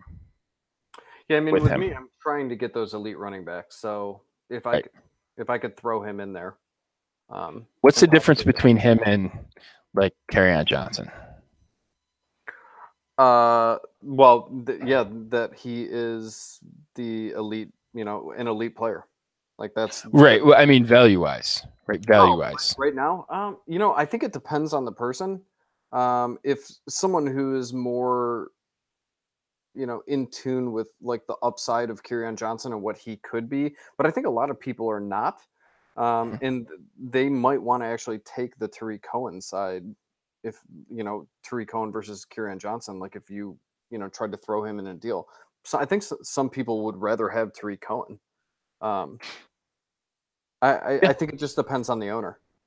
Like I would give a second and Tariq Cohen for Kerryon Johnson right now. For sure. I don't know if that would get done, but I would do that in a heartbeat. Yeah, the leagues that I don't have Kerryon in, I'm trying to trade for him. So I'm just looking at some things right now. I sort of get the impression that he's he's some weird. I get the impression that he's sort of some of these deals. He's like a second round valuation. Some of them he's significantly higher, like a first and a second for Cohen. Give me the picks. Julio Jones and Marlon Mack for Tariq Cohen and Brandon Cooks. I'm probably taking the Cooks side. A first and a second for Tariq Cohen. Give me the picks. A first plus Jalen Richard and Devontae Booker for Cohen. I probably like the side of that. Tariq Cohen for Josh Gordon is interesting. Really? Yeah. I think that's Cohen for me. Yeah, I think so too. I'm not a big fan of the Josh Gordon ownership profile. Just not really. I mean, sleep in Ohio, neither am I. So yeah, I mean, you worse than, I guess not, maybe not worse, but as well as I'm just. Yeah, let's see. He's just see if I can glance at what his warp data looks like recently. Chris and someone else also asked if KJ for Cohen in a mid first. Yeah, a first and KJ. Yeah. Would I give a first and Cohen for Kerryon Johnson? Yeah. Would. Yeah, so would I. Yeah, I mean, here I just think that I think Kerryon Johnson's like such a difference maker. He's just so good. I love him as a runner. He's so I call him nifty. I just love the way he runs. He's so good. Like he's just so good. Like I watch him every week for Football Guys. I do the recaps for the Lions every week, and it's just like every week, man. It's just you just can't. like it's just tough to beat it. It's just like, it's so much fun. He hasn't fully been unleashed yet, but like, I can't wait until it happens. Like he's just so much fun to watch. He's just such a good player. I'm just trying to see if I can grab the formatting of this. I'm sure you're familiar with how much it sucks when players trade teams, because then you got to go in and recalculate how they're formulated in the actual thing. Let's see here. He is warp data real quick. Gordon's warp is a 2-4. Okay. Which is like in the 30s. Okay. So, yeah, I mean, the headache, right? He'll probably miss as a top 24 receiver this year. And when you think about that, like guys that were going in his startup range, like they got to hit a time and a half to be returned to value. And you ever feel good about that, right? Like this, okay, fine. If he squeaks in as wide receiver 24 this year, all right. Like, but you have to do that again, right? To have 60. I don't feel good about it. So give me the Cohen side. Yeah, I think people were buying Gordon because of the upside from, what they saw him do in 2013. And I just think that, again, that's just another bad bet is, betting that he is going to return to 2013 form is, it's a losing proposition. Like you can't expect a guy who has been out of the league to do that. And I was offered him in so many leagues, and it's just a no for me. Yeah, I'm with you. Do you have any other bigger picture topics that you have in mind? Okay, I got one more. So what is your, and it's funny because you and I have kind of talked about this. Trading for short-term assets to make a playoff push versus paying more for long-term assets that'll help you in the short term as well. And so that kind of goes along these lines because, like Kerryon Johnson's a good one. And I know he's hurt right now, so maybe that's a bad example. But, like this year, like I don't particularly put a lot of stock into quarterbacks. But, earlier on in the season on my team that I am just absolutely loaded on, I made a move for Pat Mahomes because my quarterback was it was the position. It was a start one too. It was, it was a league where I was already stacked, and like I don't normally like to make those trades, but I made the trade for him, and like I don't feel bad about it at all because it's helping me short term, but it's also helping me long term, and I just think that that's the way to go over giving a first round pick for, I don't know, not Tariq Cohen. I don't know. Think of a running back or a short term. Like even Julio. Julio's probably a bad example. But would you say? Philip Lindsay. Yeah, Philip Lindsay. There you go. I mean, I think that people probably look at him as more of a long term solution, but I see all these short term playoff pushes, in trading for those, and I just think, yeah, it helps you in the short term to get to the playoffs or make the playoffs and do well in them, but you feel so much better after you make a deal for a guy that is going to help you long term. And I don't know, what are your thoughts on that? So typically what I would say is that you should make a dynasty trade. Mm-hmm. And that might sound sort of corny, I guess, but what I mean by that is I'll actually give you a really good example. I had I was in a situation where James Conner helped me immensely.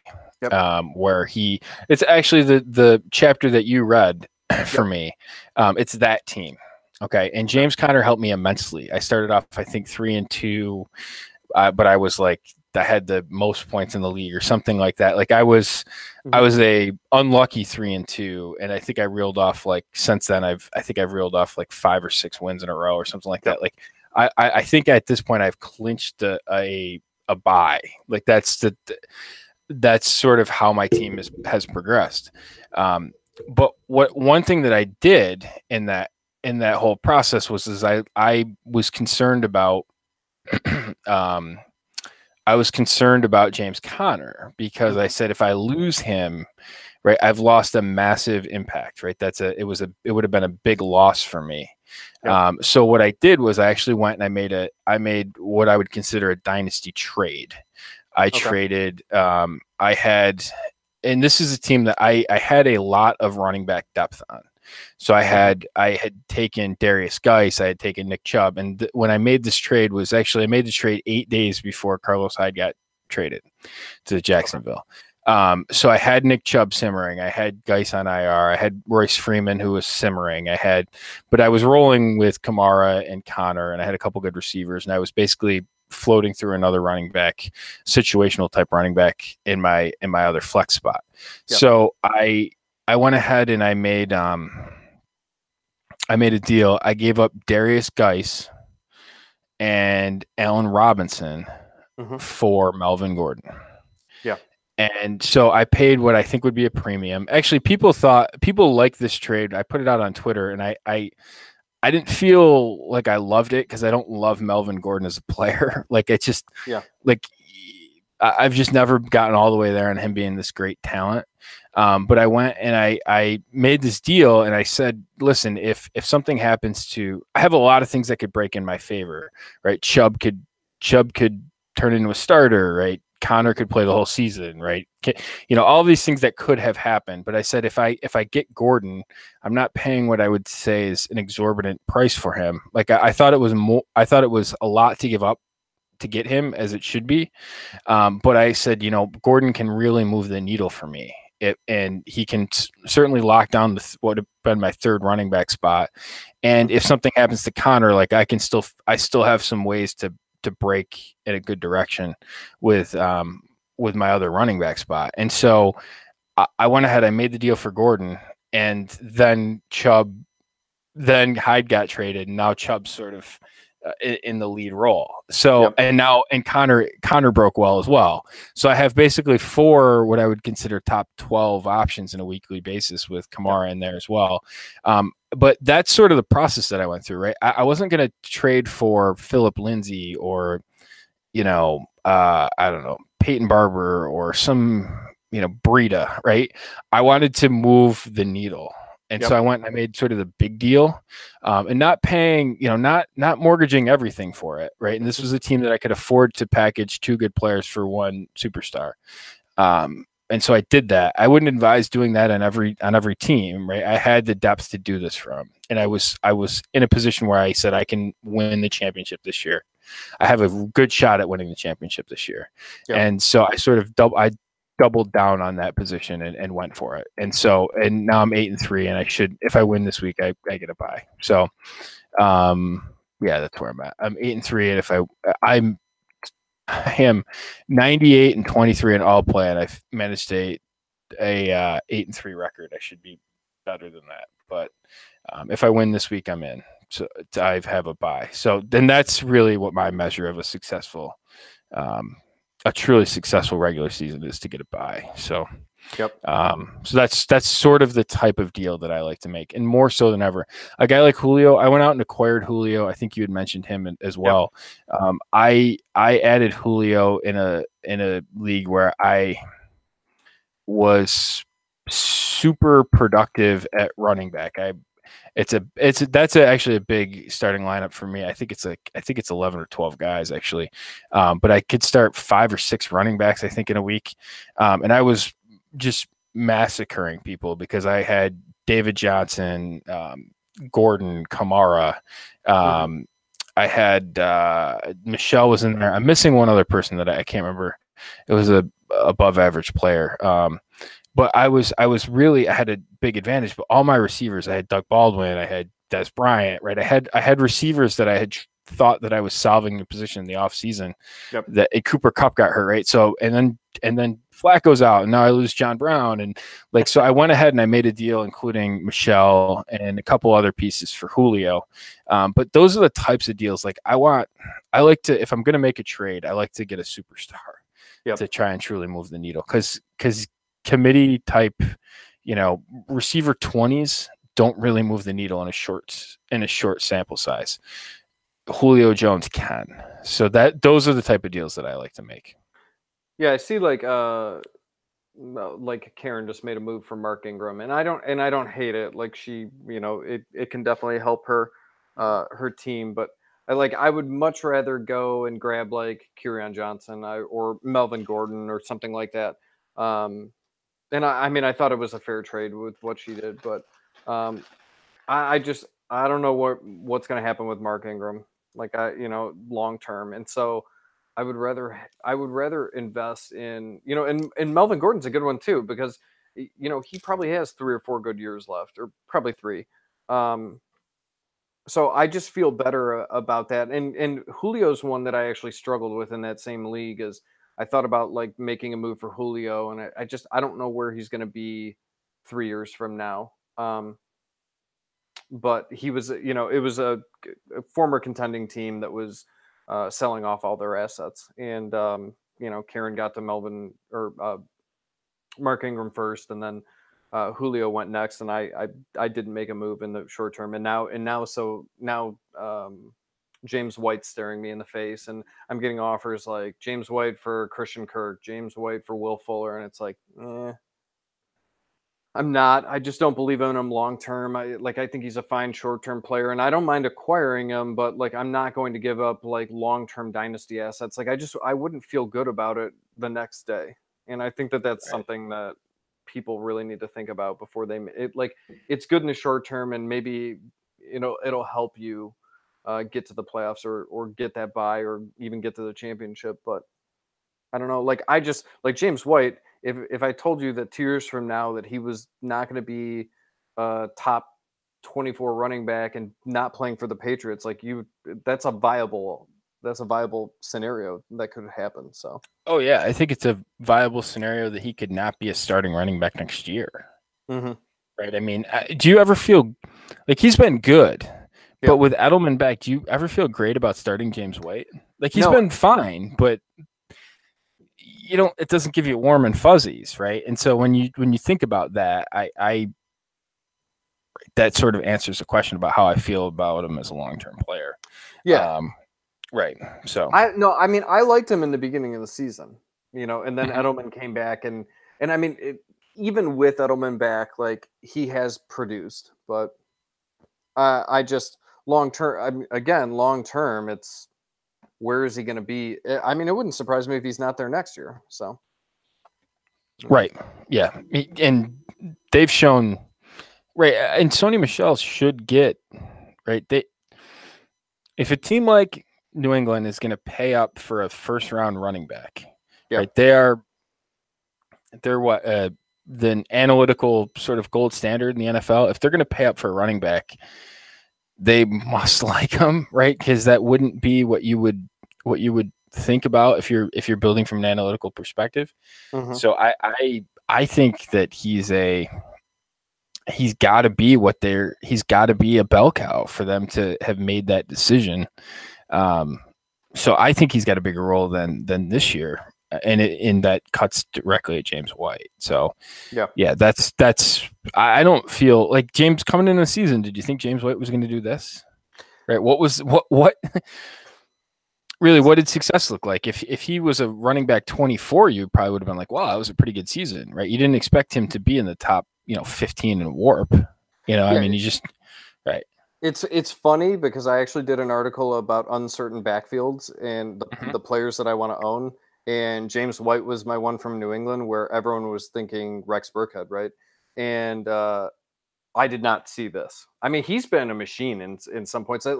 He's another one of those guys that if you had him, your team is doing very well. But now it's kind of cooling down. And so I agree with you with Michelle, is that like he's going to cut into some of James White's playing time and some of his targets. But like White right now is just, I mean, he's simply a receiver, and that's what he is. Like I don't count on him for rushing. Right. Chris, And he scored 4 rushing touchdowns this year, right? He has scored. He's basically scored on 8% of his touches. Right? That's a and when you look at a guy like Zeke, who has scored on like a third of that rate, you just, I don't know. It's, Connor scored.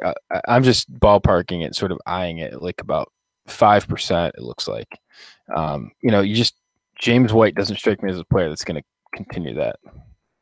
Yeah, no, I'm with you, and it's funny because if you listen to Mike Lombardi on his podcast on The Ringer, he's been with the Patriots in the past and Belichick in the past, and he talks about it in that like White's not the tough player that they need. He's not Dion Lewis, which they were hoping for. That's actually Michelle. So White is doing a good job in catching the passes. It's just I don't think that this is going to happen at an extended rate. Like it was kind of that perfect scenario where Michelle wasn't ready and also had some injury, and Edelman was out. So the combination of it gave you this whatever top 15 season. Is that where he is right now? He's probably around there. So I think he's at 11. Yeah. Okay. So yeah, he's actually he's at 9. He's at 9. Yeah. 9? Yeah. I have him at 9. Chris said in the chat, which do you ever give up a key piece in a trade if you were rebuilding? That's kind of interesting. I'll trade anyone at any time for the right price. So yes, I will give up a key piece. In the chapter that I keep, I'm not intentionally plugging this, but this just seems to keep coming back to this. Is this the chapter that you read? Literally, I think it's a 25 man roster. I took it over in April of 2016, so 30 months ago, something like that. Yep. I have one player that I inherited. It's Andrew Luck. Yes. I traded. I literally moved all of the other roster spots over. I'll trade anyone it is. And that includes, I think I traded Melvin Gordon. I think I've had 3 transactions involving Melvin Gordon in that league. I traded Hopkins. I'll just trade everyone. And especially if you're in a rebuild, one of the things that I recommend is be realistic with yourself about what type of rebuild it is. Is this a rebuild that's going to take 6 months, or is it going to take 24? Because if it's going to take 24, the mindset you have to have is significantly different, right? Adrian Peterson in that rebuild, he was 30 years old. I had him on my roster, and I said, "Is Adrian Peterson going to be a player on my team when Adrian Peterson having a good year but I said, is Adrian Peterson going to be on my team the next time it's competing for a championship?" And I said no, and so then it was that's pretty clear to me. Then it's time to move him. Hopkins was a little bit different of a conversation. I was able to get pieces that I really liked in the trade for him. So that was a different thing. But I thought I got like 3 or 4 really good players in that trade. And again, it didn't go perfectly, but will I trade them? At the time, I thought it was a really good deal. In hindsight, would I go back and make the trade? Probably not, but it turned out okay. So I will trade anyone at any time for the right price. But I think especially in a rebuild, be realistic with yourself. Is it tinkering, or is it a full-on rebuild? And I think that and again, if it's a full-on rebuild, you should be more risky, right? You should tolerate making riskier decisions, right? And I'm not saying willy-nilly decisions, but you should be willing to, trade a guy like Nuke Hopkins for multiple future firsts. You should try and trade, be comfortable trading him for, on top a couple future firsts on top of a couple of developmental players, like a guy like Corey Davis, like a guy like that, like a guy that you think has high upside, and making that type of deal. So yeah, that's the type of deal that I would make, because you can capture more of an upside making those types of deals than you might with Hopkins. So that's, but again, not willy nilly, and you have to get a lot for a trade like that. So I'm not just selling him just to sell him, but if I get what I think is above the sell line, I'll sell anybody. I'll sell anyone. But I find that when I'm rebuilding, or if I'm going through an orphan adoption process or whatever, if I'm rebuilding, I'll trade anyone, and I'll trade everyone, and I'll just keep doing it. And I think I made 18 or 19 trades in a matter of 30 months. And basically the only person I held on to was Andrew Luck, and that team's pretty well set for the future. I mean, I can do some things on the margins, but that team's pretty good going forward. So I like to do that, and I trust myself. I think the best thing I'm at is making trades. So that's sort of where I like to operate better than anything. Yeah, going off of his comments, he said he gave Gurley to me in the past offseason. Thanks. But how do you handle teams on the verge? He says he's in a league with me, and that I have a dominant team, and he's in fourth, but it's not on my level. Should he look to the future or try for the playoffs, and then who knows what happens from there? That's an interesting question too, because I'm in a couple of those as well. If I am in a position where I am close, right? If I think someone's significantly better for me, I don't like to mortgage everything for one playoff push, because there's so much margin for error. And even in a situation where you're a dominant team, your odds of winning the championship are only like 40% at best, probably, right? You still have to win 2 games, where even if you're a big favorite, your odds of winning are less than 50-50, both of those games. And so making big, huge investments, and if you have to play 3 games in the playoffs, like your best likelihood is maybe 20% to win all 3 of them. I mean, that's not a bet that you should mortgage your house on. So I don't like to make, if I'm not gonna, right, if I'm going to try and make a move, I want to make it a move that's going to push me to get a buy, right? That's the difference to me, right? If I think the team if it can give me a buy. So I tend to want to move earlier in the trading calculator, in the trading season, for that. Right now, I wouldn't be trying to make win now trades. It doesn't really move the needle all that much. You got to be really careful about paying a high price for it. If one of the things I do, like I am in a league right now with a guy that came into the season having a truly dominant team. And actually, in my sample size of my Rule of 7 stuff, last year, he was the highest scoring team. Like he was a huge outlier, and like his team was just incredible. And what I did was I said, well, I'm going to try and pick him off. I still think I'm developing. I wasn't truly in a scenario where I could be the second team. I didn't think. But I took a whole bunch of risk, and I said, you know what I'm going to do? Every running back that he's got, I'm trying to get his backup. So if he had Zeke, I'm rostering Rod Smith, right? If he had Delvin Cook, I'm rostering Latavius Murray. If he had Bell, I'm rostering Connor, right? Because if things break right, they break double right. They hurt him and help me. I had Patrick Mahomes, right? I took a high, I wanted a huge ceiling type of best case scenario. And we have almost the same amount of points. He beat me. He's 8-3. I'm 7-4. If I play him this week, if I can beat him, the tiebreaker will be points. If I can outscore him in the next 2 weeks, I'm in a great scenario. He has a bunch of, I think he's got Gurley on a bye, right? Or is Gurley on a bye this week? I think Gurley's on a bye this week.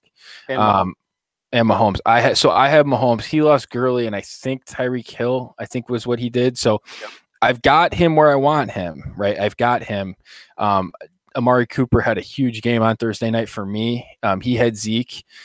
So I've outscored him. And so I've gotten to this point where I'm like, okay, I can knock him out. And so what I ultimately did is I had Barkley and Evan Ingram, and I said, you know what, I'm going to go. The Eagles offense is just, or the Eagles defense is all hurt. I said, I'm going full on. I need 185 points to beat him type of performance. I said I'm stacking. Eli was on the waiver wire. I said I'm going to stack Eli with him. Right. That's a type of decision that has to, for me to beat him, that has to go right for me. And my other option was Derek Carr. I said I need immense upside, and Eli throwing 4 touchdowns, 2 of them to each of those guys, is the type of thing that I can beat him with. And so that's the type of decision that I would make if I was trying to knock off a guy like that. Because the odds of me doing it are I don't know. I probably got a 30% shot of doing it. But if I take a huge swing, maybe I can. And if I can, and then if I can beat him and I get a bye, then he's got to play 3 times. Right. And so that, and if something happens, right, then I